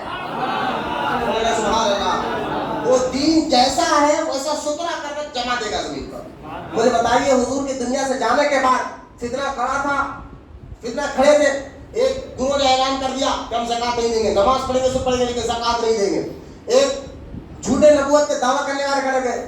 ابو بکر صدیق رضی اللہ تعالیٰ عنہ نے سب سے کہا کہ اب یہاں تک کہ حضرت ابو بکر صدیق نے دیکھا کہ گروہ کہنے لگا ہم زکات نہیں دیں گے, زکات کی منکر ہو گئے. ابو بکر نے کہا میں ان کے خلاف لڑوں گا. جو حضور کے دور میں اگر ایک بکری ہی دیتے تھے یا ایک رسی کا ٹکڑا دیتے میں ان سے لے کر پاؤں گا. حضرت عمر آئے, حضرت عمر ہے سننا غور سے سننا. کون عمر؟ جیسا سوچتے تھے اللہ سے قرآن میں آئے تو کہا, لیکن سنو وہی عمر کہتے کاش میں ابو بکر کے سینے کا ایک بال ہو. حضرت عمر آئے آ کے کہنے لگے ارے ابھی موقع نہیں ہے, اے میرے مومن کیا کر رہے ہو؟ یہ منکر زکات سے آپ کیوں جنگ کرنا چاہتے ہو؟ ابھی حالات کی تقاضا نہیں ہے. دیکھیے بارڈر پہ حضور کی دنیا سے جانے کے بعد کئی لوگ مرتد ہو رہے ہیں, کئی جھوٹے نبوت کے دعوے دار پیدا ہو رہے ہیں. ادھر رخ کرے آپ ادھر رخ کریں گے, ادھر بھی آپ ان کا نظر کریں گے. ابو بکر صدیق نے فرمایا تھا عمر تجھے کیا ہو گیا ہے؟ سننا جلا تجھے کیا ہو گیا ہے؟ زمانے کی حالت میں تو بڑا سخت تھا, اب کیا ہو گیا ہے؟ ارے یہ آج زکات کا انکار کر دے رہے ہیں, اگر میں ان کو اسی حال پر چھوڑ دوں تو کل نماز کا بھی انکار کریں گے, پرسوں روزے کا بھی انکار کریں گے. تو میں دیکھ رہا ہوں ابھی جو ہے ان کو روکنا ضروری ہے تاکہ فتنہ ختم ہو جائے, یہاں پر یہ سدھر جائے. حضرت عمر کہتے ہیں ابو بکر کے اس جملے نے میرے سینے کو کھول دیا. ابو بکر کے اس جملے نے میرے سینے کو کھول کر رکھ دیا. مجھے بتائیے آج بھی لوگ کہتے ہیں نا حضرت ابھی مل کے رہنے کا دور ہے, फितना कुछ भी होने दीजिए, हालात कुछ भी होने दीजिए, सबको लेकर चलो, सब भाई भाई होकर चलो, सारे स्टेट में सुन्नी बाबी सब जहर छोड़ो। मैंने कहा भाई हमको रजा ने प्याला पिलाया, हमें यकीन है हमारे रजा पर हो गए होंगे भाई, क्योंकि मरने के बाद हुजूर की बारगाह में जाना है। चाहे हालात को देखकर कोई फैसला नहीं करते, सहाबा इकराम अबू बकर ने हालात को देखकर फैसला किया। भाई दुनिया के मुर्तदी वहां पर टकराए थे, अबू बकर ने कहा ना उनको भी खामोश बिठाऊंगा और इनको भी खामोश बिठाऊंगा। और हजरत उमर कहते हैं इसी जुमले ने मेरा सीना खोल दिया। हालात कुछ भी हो हक पूरा करो। सुभान अल्लाह। और यही मिजाज तो आला हजरत ने हमें सिखाया, अल्हम्दुलिल्लाह सुम्मा अल्हम्दुलिल्लाह। हमें ऐसा दामन मिला है और आला हजरत हमें फक्र है इस बात पर कि आला हजरत के दामन के जरिए से हमें गौस आजम का दामन मिला। खैर करो नसीहो, खैर हजरत अबू बकर सिद्दीक रज़ियल्लाहु ताला अन्हु ने फिर उन फितनों को खत्म किया। जैसा हुजूर ने दीन दिया था उसको ऐसा जमा दिया। सुभान अल्लाह। कुरान में सूरह नूर में अल्लाह क्या कह रहा है? अल्लाह ईमान वालों को खलीफा देगा। अरे यार बोलो सुभान अल्लाह। फिर जैसा उनके लिए दीन था ऐसा उनको जमीन को ऐसा जमा देगा।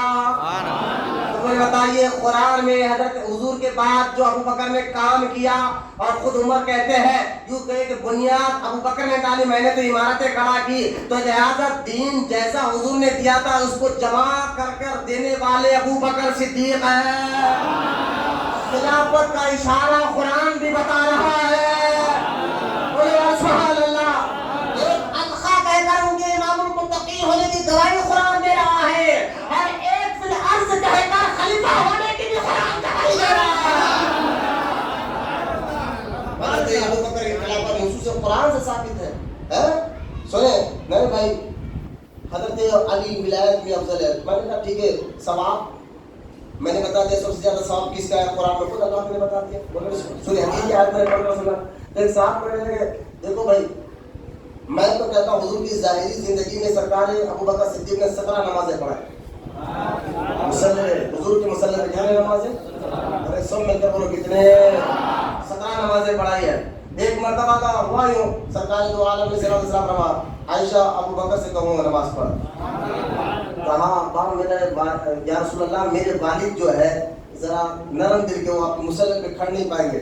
फरमा आयशा अबू बकर से कहो नमाज पढ़ा। फिर आपने उज़्र पेश किया, फरमा आयशा अबू बकर से कहो नमाज पढ़ा। फिर आपने उज़्र पेश किया। तीसरी मर्तबा दलाल में आकर कहने लगे आयशा अल्लाह उसका रसूल चाहता नहीं है कि मुसल्ले पे अबू बकर खड़े। अगर रूहानियत नहीं होती तो मुसल्ले में क्यों खड़ा जाता? रूहानियत नहीं होती तो मुसल्ले पे क्यों किया जाता? अरे एक मर्तबा देखिए आप सरकार बैठे हैं, नमाज का वक्त हुआ, मिजाज ज्यादा अलील है, हजरत अब्बास भी करीब है, मौला अली भी करीब है, सब बैठे, नमाज का वक्त हुआ। हजरत उमर खंगारते हुए आगे बढ़ने गए। फरमा उमर पीछे हट जा, अबू बकर को आगे आने दे। मुझे बताइए सामने अली भी बैठे थे, हजरत अब्बास बैठे थे।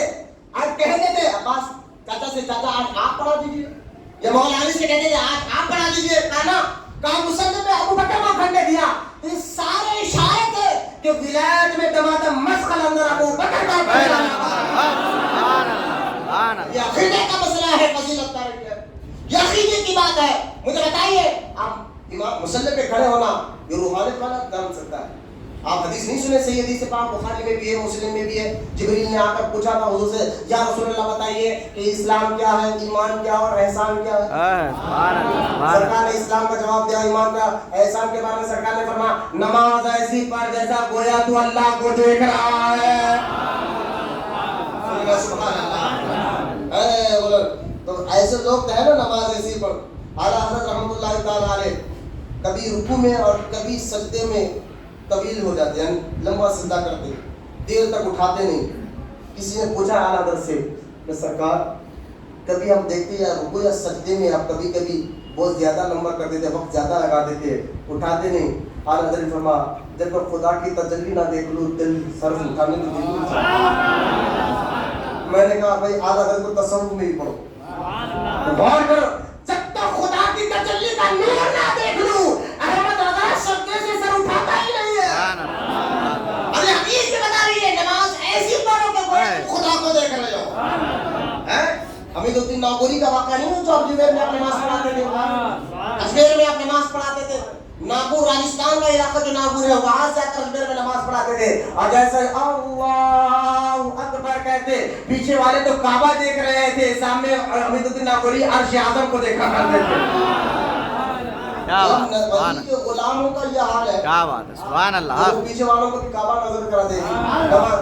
तो लिहाजा कि नमाज अफजलुल इबादत है ईमान के बाद, कि गोया नमाज ऐसी पढ़ो कि अल्लाह को देख रहे हो तो सोचो कि उस मुसल्ले पर अबू बकर को सरकार ने खड़ाया है, तो मेरे अबू बकर नबियों के बाद कितने अफजल और आला है, कारण अल्लाह के कितने करीब आ गए। तो गोया कि नमाज देकर बता दिया जा रहा है कि नमाज वक्त का लंगर और क़ियामत में भी पहला अबू बकर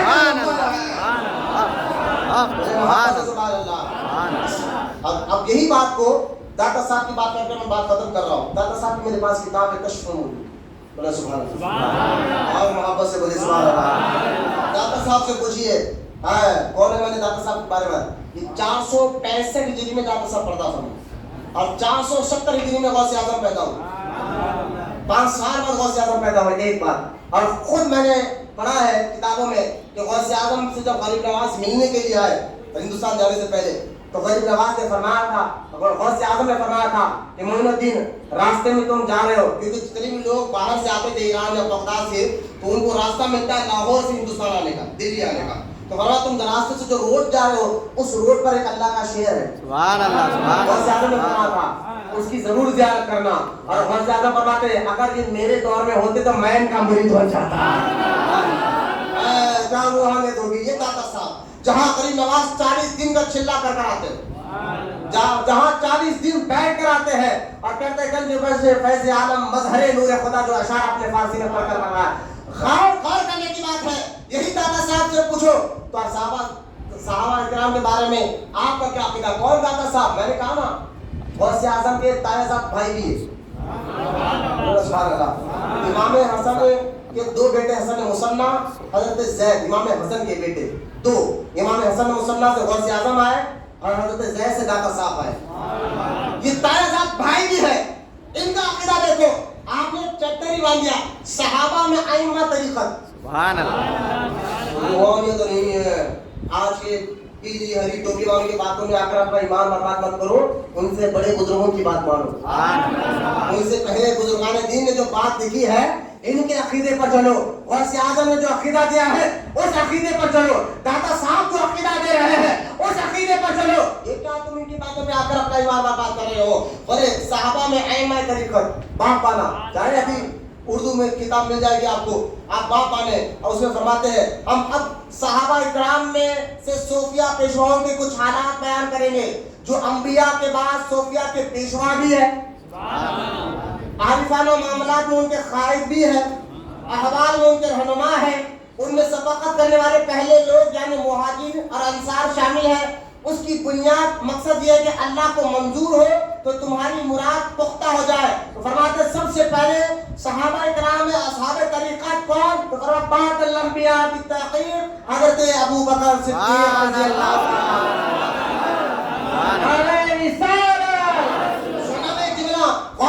आप फरमाते दाता साहब ये शेखुल इस्लाम है, अंबिया के बाद सबसे बेहतरीन फर्द है, बोलो सुभान अल्लाह, अंबिया के बाद सबसे बेहतरीन फर्द है और हुजूर सल्लल्लाहु अलैहि वसल्लम के खलीफा और नायब है और दुनिया तर्क करने वालों के सरदार है।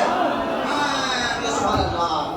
मैं बताता हूँ, यहाँ आगे जुमला दाता साहब लिखते हैं खिलवत और तन्हाई इख्तियार करने वालों के पेशवा है, नफसानी खराबियों से बहुत दूर है, सुभान अल्लाह।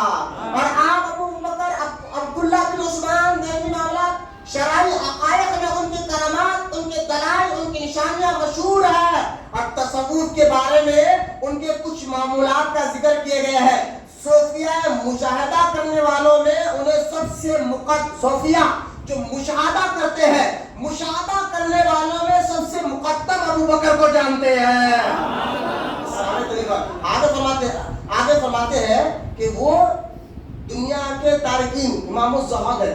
दाता साहब इमाम है, इमामुल ज़ुहद है। ज़ुहद क्या है? तकवे का आला मैार है।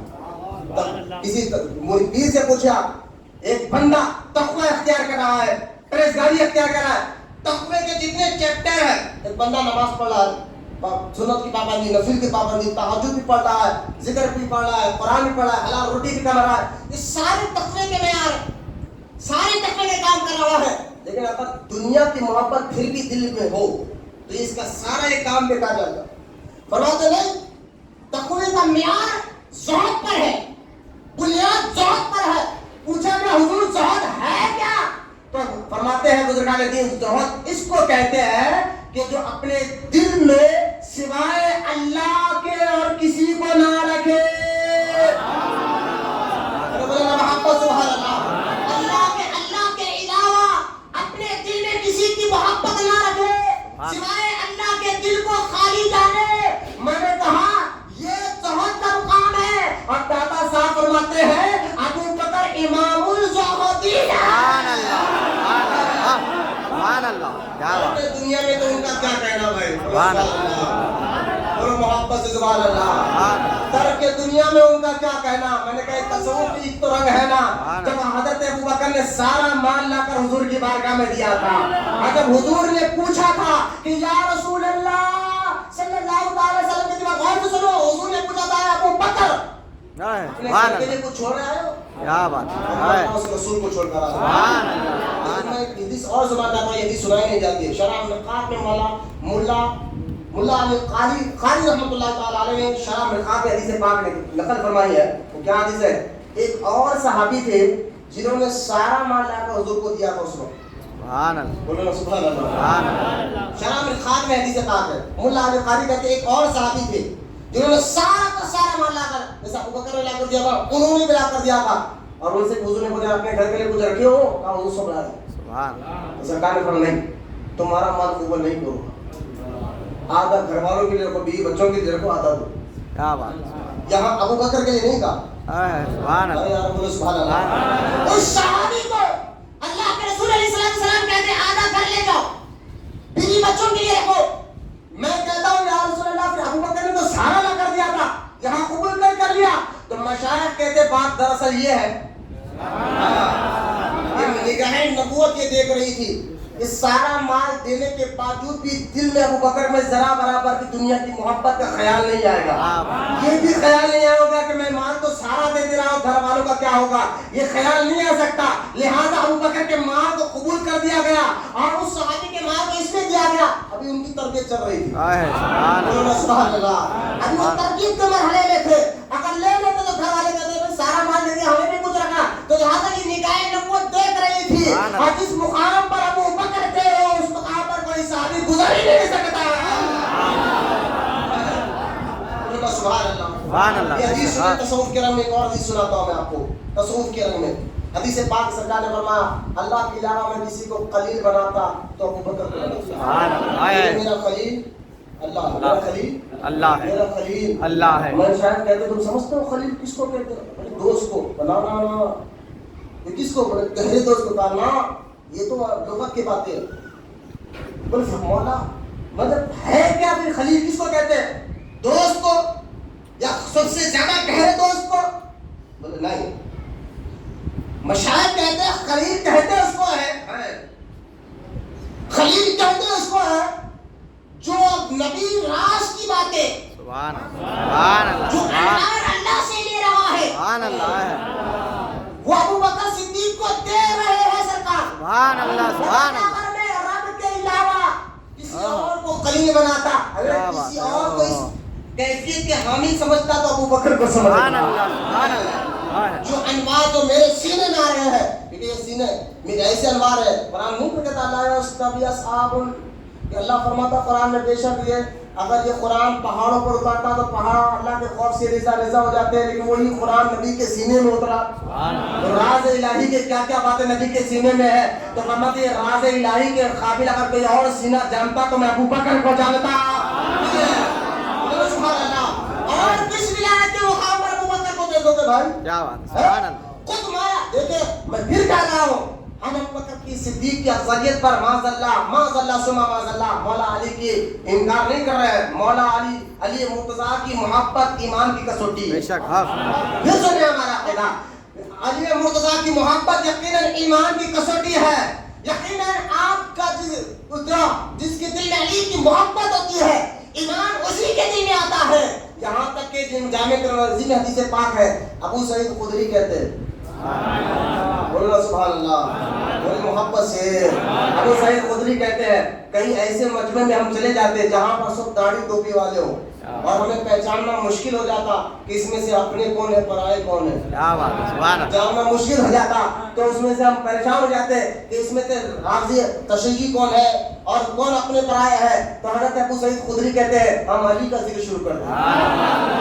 من کنت مولا فہذا علی مولا. ابو سعید خدری کہتے ہیں یہ ذکر کرتے اور لوگوں کے چہروں کو دیکھتے جس کا علی کا ذکر سن کر جس کا چہرہ کھل جاتا ہم سمجھ جاتے یہ ہمارا ہے اور جس کا چہرہ اتر جاتا ہم سمجھ جاتے یہ پرایا ہے. تو ایسے ہے بھائی اہل بیت سے محبت کرنے والے لیکن خود مولا علی جس کے پیچھے نمازیں پڑھ کر کہہ رہے ہو اور جو خود مولا علی کہہ رہے ہیں جو ابو بکر سے مجھے افضل جانے میں اس کو 10 کو 100 کوڑے ماروں گا یہ کہہ رہے ہو. وہ مولا علی جس کے پیچھے نمازیں پڑھ رہے ہو وہ مولا علی جو یہ کہتے ہو ابو بکر کی خلافت اللہ کا انتقام ہے. انتقام اللہ نے انتقام کیا ہے. لیکن یہاں ایک اور بات آگے سنیں. ہمارے بزرگوں سے پوچھا گیا حضور آج جس طرح صحابہ کے دور میں شیعہ بہت ہو گئے تھے اپنے آپ کو شیعہ علی کہہ کر ابو بکر کو عمر کو گالیاں دیتے تھے آج کے دور میں وہاں بھی بہت ہو گئے. جہاں جہاں شہروں میں داڑھی ٹوپی نظر سب آتے ہیں اب پہچان کیسی ہوگی. سبحان اللہ سبحان اللہ. کیا بات ہے پہچان کیسی ہوگی ورنہ ڈرو نہیں. ہمارے بزرگوں نے فرمایا میں ایک ولی کا بدنام بتا دیتا ہوں سبحان اللہ. جو غوث اعظم کا بھی سچا وفادار ہے سبحان اللہ. غریب نواز کا بھی سچا وفادار ہے نظام الدین اولیاء کے چوکھٹ کا بھی سچا وفادار سبحان اللہ. ہے. سارے ولیوں کا جو ہے سچا وفادار ہے. نام ان کا احمد رضا خان. سبحان اللہ. حضرت کا نام لے لو نام سن کر اگر جس کا چہرہ کھلا تو سمجھ کہ سچا سنی ہے. سبحان اللہ. چہرہ اترا تو سمجھ جانا آتا ہے یا تو تھالی کا بیگن ہے یا تو کتے کا پیشاب ہے. بے شک حق. یہ سب جملے بولنا پڑتا ہے تمہارے عقیدوں کی وجہ سے. یہ سب بات بولنا پڑتا ہے تمہارے کاموں کی وجہ سے. بیٹا تم جو منہ کا بکو ابو بکر کے بارے میں عمر کے بارے میں اہل بیت کے بارے میں اور ہم تم کو بولے تو دیکھو کتے کا پیشاب بول دیا بولے تم ٹھیک ہے ہو تم ہو تو اس لیے لگ رہے ہو. لیکن ہمارے اعلیٰ حضرت رحمۃ اللہ تعالی کا اللہ تعالیٰ نے ایسا کرم عطا فرمایا سبحان اللہ سبحان اللہ.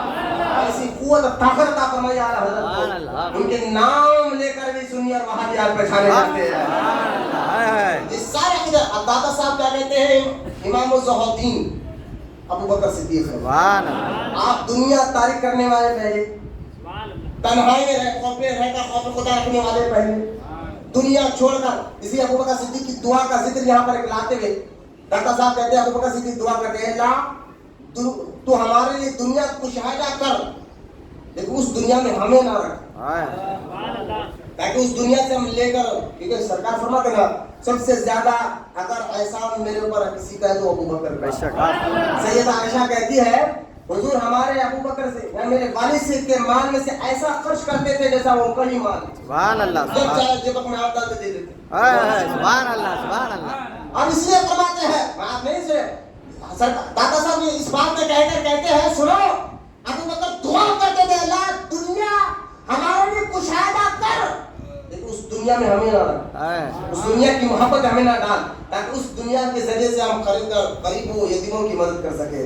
دادا صاحب اس دعا کو لکھنے کے بعد ایک حدیث نقل فرماتے ہیں سنو اس لیے اللہ کے رسول صلی اللہ تعالی علیہ وسلم نے فرمایا اے عمر دادا صاحب لکھ رہے ہیں اے عمر تیری سارے نیکیاں ایک طرف تیری سارے نیکیوں کو ایک جگہ جمع کیا جائے تو ابو بکر کی ایک نیکی بنتی ہے. کون عمر جن کے بارے میں سرکار کہتے ہیں عمر کی زبان پر حق بولتا ہے. کون عمر جن کے بارے میں حضور فرماتے ہیں میرے بعد اگر کوئی نبی ہوتے تو اللہ عمر کو نبی بناتا. نبی بننے کی ساری صلاحیت عمر کے اندر موجود ہے. لیکن سرکار حضور صلی اللہ تعالی علیہ وسلم فرماتے ہیں کہ سنو عمر سارے नेकियां तेरे एक तरफ है, उमर अबू बकर की नेकी एक है। सारे अबू बकर की नेकियां कितने हो गए? कसरत सवाब पर ही तो विलायत का मुकाम होता था। बस दमादम मस्त कलंदर अबू बकर का पहला नंबर, दमादम मस्त कलंदर अबू बकर का पहला नंबर।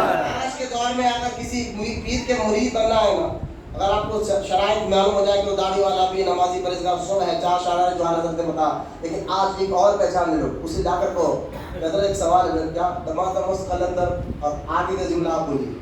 अगर वो आगे में गए अबू बकर का पहला नंबर, वो सच्चा पीर है, वो सच्चा पीर है। अगर कहा अली का पहला नंबर तो बुजुर्गों से सुना है, मैंने कहा देखो बुजुर्गों के सुना है, कुरान की नस आ गई तो बुजुर्गों को कौल को कबूल नहीं किया जाएगा, हदीस नस आ गई तो बुजुर्गों के कौल को कबूल नहीं किया जाएगा। अब किस बुजुर्गों की बात करते हो? अरे इमामुल औलिया तो गौसे आज़म है, खुद गौसे आज़म यहाँ। देखिए मैं आखिरी बार गौसे पाक की सुनाकर खत्म करेंगे इंशाअल्लाह, क्योंकि सैयद साहब को मैंने बड़ी अकील से बुलाया नाम पढ़ने के लिए माशाअल्लाह। आगे को थोड़ा लागियो भाई वीडियो सैयद साहब नहीं देते इंशाअल्लाह। आखिरी में चंद नाम के चार अशार सुनकर हम जिक्र पढ़ लेंगे और बगैर वीडियो के इंशाअल्लाह।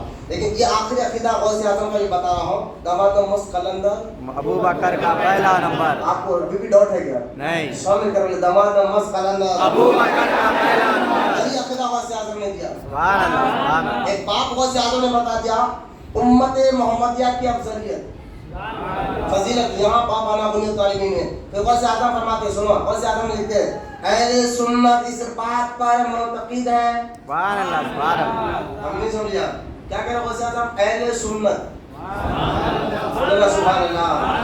हाँ एक बात लोग गौसे आज़म अरे सुन्नी वहाबी क्या है? मैंने कहा खामोश है, खुद गौसे आज़म सुभान अल्लाह, सुभान अल्लाह, सुभान अल्लाह। खुद गौसे आज़म ने अपनी किताब में वहाबियों का रद्द किया है, खारजियों का रद्द किया है, तो अपने आप को गौसे आज़म का बेटा का वहाब ना सुन, किसी को हम बुरा नहीं बोलते। मैंने कहा ये बात मत बोलो, तुम्हारे को अगर कोई नजराना न कर दिया तो पीठ पीछे हो जाते थे, हाथ नहीं मिला, पैर नहीं छुमा, नजराना नहीं दिया, तुम्हारे हल्के तो ऐसे हो रहे बाबा, तुम अपने खानखाओं को चला रहे हो अपनी जात कमाने के लिए, तुम्हारे बड़ों ने ऐसा काम नहीं किया, तो कब्र में आराम करें, उन्होंने ऐसा नहीं किया, खानका चलाया अल्लाह की रजा के लिए। सुभान अल्लाह और मोहब्बत से बोले सुभान अल्लाह।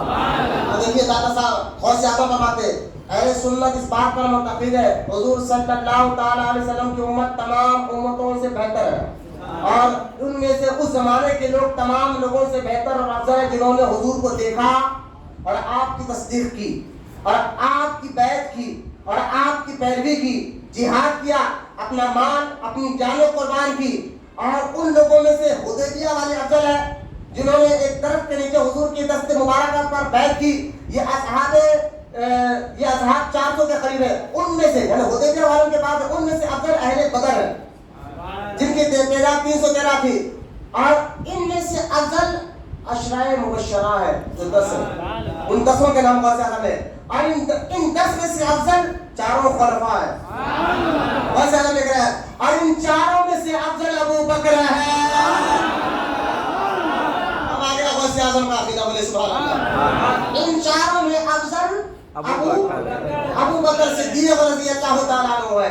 यही हदीस है, ये मैंने आपको बुनियादी तालिबीन से भी बताया, कश्फुल वजूह से बताया, कुरान की आयत सूरह नूर की भी मैंने अल्हम्दुलिल्लाह आयत पढ़ी और अत्क़ा वाली आयत मैंने इब्तिदा में पढ़ी है और सूरह निसा की एक आयत में जिसमें अल्लाह फरमाता है कि जो मुसलमानों की इज्मा से हट कर अकीदा बताए अल्लाह उनको दोज़ख में डालेगा। सूरह निसा आयत नंबर 115। तो इस बात पर सारे मुसलमानों का इज्मा है कि बादल अंबिया बितहक़ीक़ अमीरुल मोमिनीन सैयदना अबू बकर सिद्दीक़ रज़ियल्लाहु अन्हु। और मैं कहता हूँ मौला के जिस तरह अबू बकर की मोहब्बत के बगैर अहले बैत की मोहब्बत नहीं मिल सकती, इसी तरह अहले बैत की मोहब्बत मिलती इसी को जिसके दिल में अबू बकर की मोहब्बत हो। सच्ची हिदायत में वो नूर बशीर साहब क़िबला रहमतुल्लाह तआला अलैह ने अपनी इस किताब में हिदायत नक़ल फरमाई। आप फरमाते हैं एक मर्तबा अबू बकर सिद्दीक़ रज़ियल्लाहु तआला अन्हु ने मौला अली को देखकर कहा था अली जन्नत का टिकट दे दो। मौला अली ने कहा क्या कर रहे हो अमीर मोमिनीन? कहा मैंने अपने कानों से सुना है अली जिसको जन्नत का टिकट देगा वही जन्नत में जाएगा। मौला अली रज़ियल्लाहु तआला ने फरमाया ए अबू बकर सच कहते हो, हुजूर ने ये कहा अली जिसको जन्नत का टिकट देगा वही जन्नत में जाएगा, लेकिन साथ ही साथ मुझे हुजूर ने ये भी कहा अली जन्नत का टिकट उसी को देना जिसके दिल में अबू बकर की मोहब्बत हो। बोले मोहब्बत से सुभान अल्लाह और मोहब्बत से बोले सुभान अल्लाह। जहाँ बार बार मौला कहते تم جانتے ہو صحابہ میں سب سے طاقتور کون ہے؟ لوگوں نے کہا حضور آپ ہے، کہا نا ابو بکر سبحان اللہ اور ابھی کہا جاتا ہے کہا ابو بکر ہے. بدر میں جب سب حضور کے یہ آرائش بنایا گیا سب پیچھے تھے، ابو بکر آگے تھے. ارے آپ حضرت عمر کہتے تھے کہ اے ابو بکر میری ساری نیکیاں لے لیجیے. عمر کہتے تھے میری ساری نیکیاں لے لیجیے، لیکن وہ نیکی جو 3 رات تم غار ثور سبحان اللہ سبحان اللہ وہ میرے نام کر دیجیے. وہ کیسی نیکی تھی؟ غار ثور سے نکلنے کے بعد جب مدینہ منورہ کے قریب پہنچے تو صحابہ کہتے ہیں ہم دیکھ کر حیران تھے دونوں میں سے رسول کولے جانے نہیں بیٹھانے نہیں جا رہے. صحبت میں رکھ کر رنگ دیا تھا یار. اس کو کہتے تھا سب اپنے ہی رنگ میں رنگنا ہے، اسی کو کہتے اپنے ہی رنگ میں رنگنا ہے یار. غور کرے کہ غار ثور سے 3 دن کے بعد باہر نکلے اور نکلنے کے بعد مدینہ منورہ پہنچ رہے ہیں تو صحابہ کہتے ہم پہچان نہیں پا رہے تھے کہ دونوں میں رسول کون ہے. ہم کنو سے چہرہ چیپ نظر آ رہا تھا. جب ابو بکر نے اس کیفیت کو بھاپ لیے سمجھ گئے کہ ہم یہ دو حیران ہے کہ دونوں میں سے رسول کون ہے. ابو بکر اپنا چادر نکالتے ہیں اور سرکار پر سایہ کرتے ہیں، لوگوں کو پتا چلے کہ یہ آقا ہے میں غلام ہوں. سبحان اللہ. میرے سرکار ابو بکر صدیق رضی اللہ تعالیٰ عنہ اجمعین جو ہے فضیلت میں اللہ تعالیٰ نے ان کو بڑا مقام عطا فرمایا قرآن سے، حدیث سے، بزرگوں کے عقیدے سے. اس لیے کہ موضوع بھی رکھا ہے افضلیت ابو بکر صدیق. سیرت میں میرا موضوع نہیں تھا، ورنہ میں سیرت میں اتنے واقعات آپ کو سناتا کہ کس طرح ابو بکر تو ابو بکر ہے، ابو بکر کا سارا گھرانہ وفادار رسول ہے. ابو بکر صدیق وہ ہے جن کی 4 پشتے صحابی ہے. ابو بکر صحابی، آپ کے والد صحابی، آپ کے والدہ صحابی، آپ کے بیٹے صحابی، آپ کے پوتے صحابی. 4 پشتے آپ کے صحابہ میں ہے.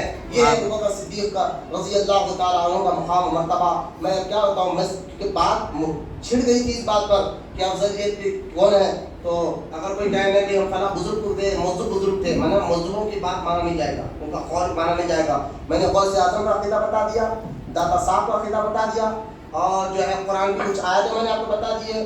ورنہ اور بھی آیتیں ہیں، سورہ مائدہ کی آیت میں نے نکال کر رکھی تھی، آیت نمبر 55 جس میں اللہ تعالیٰ نے ابو بکر صدیق کے بارے میں یحبون و یحبونکم کا. اگر میں اس آیت پر بولوں، کئی آیت ابو بکر صدیق کی فضیلت میں قرآن پاک میں ہے، احادیث مبارکہ میں ہے. اللہ تعالیٰ سے دعا ہے ہم تمام کو کہنے سننے سے عطا کی توفیق عطا فرمائے. اللہ ہمارے ظاہر باطن جسم روح دل کو پاک و ستھرا بنائے. اللہ تعالیٰ ہمارے اخلاص اور کردار کو پاک و ستھرا کرے. جتنے لوگ یہاں آئے بیٹھے مولا ان کے دلوں میں عشق رسول کوٹ کوٹ کر پڑ دے. ہمیں مسئلہ کے اہل سنت بالکل مسئلہ کے اعلیٰ حضرت پر قائم رہنے کی توفیق عطا فرمائے. ہماری سب کی دعاؤں کو حضور صلی اللہ تعالیٰ علیہ وسلم اور سرکار اعلیٰ حضرت کے صدقے میں قبول اور مقبول فرما. ہماری خانقاہ محبوب اولیاء کو دین 11ویں رات 12ویں ترقی عطا فرما. ہم سب کی دعاؤں کو سرکار مدینہ علیہ السلام کے صدقے میں سرکار غوث پاک رضی اللہ تعالیٰ عنہ کے صدقے تو فیض ہم سب کی دعاؤں کو قبول اور مقبول فرما. وما علینا الا البلاغ والحمد للہ رب العالمین. آپ بیٹھے رہے کہ سید صاحب میں ویڈیو بند کر دو. سید صاحب نے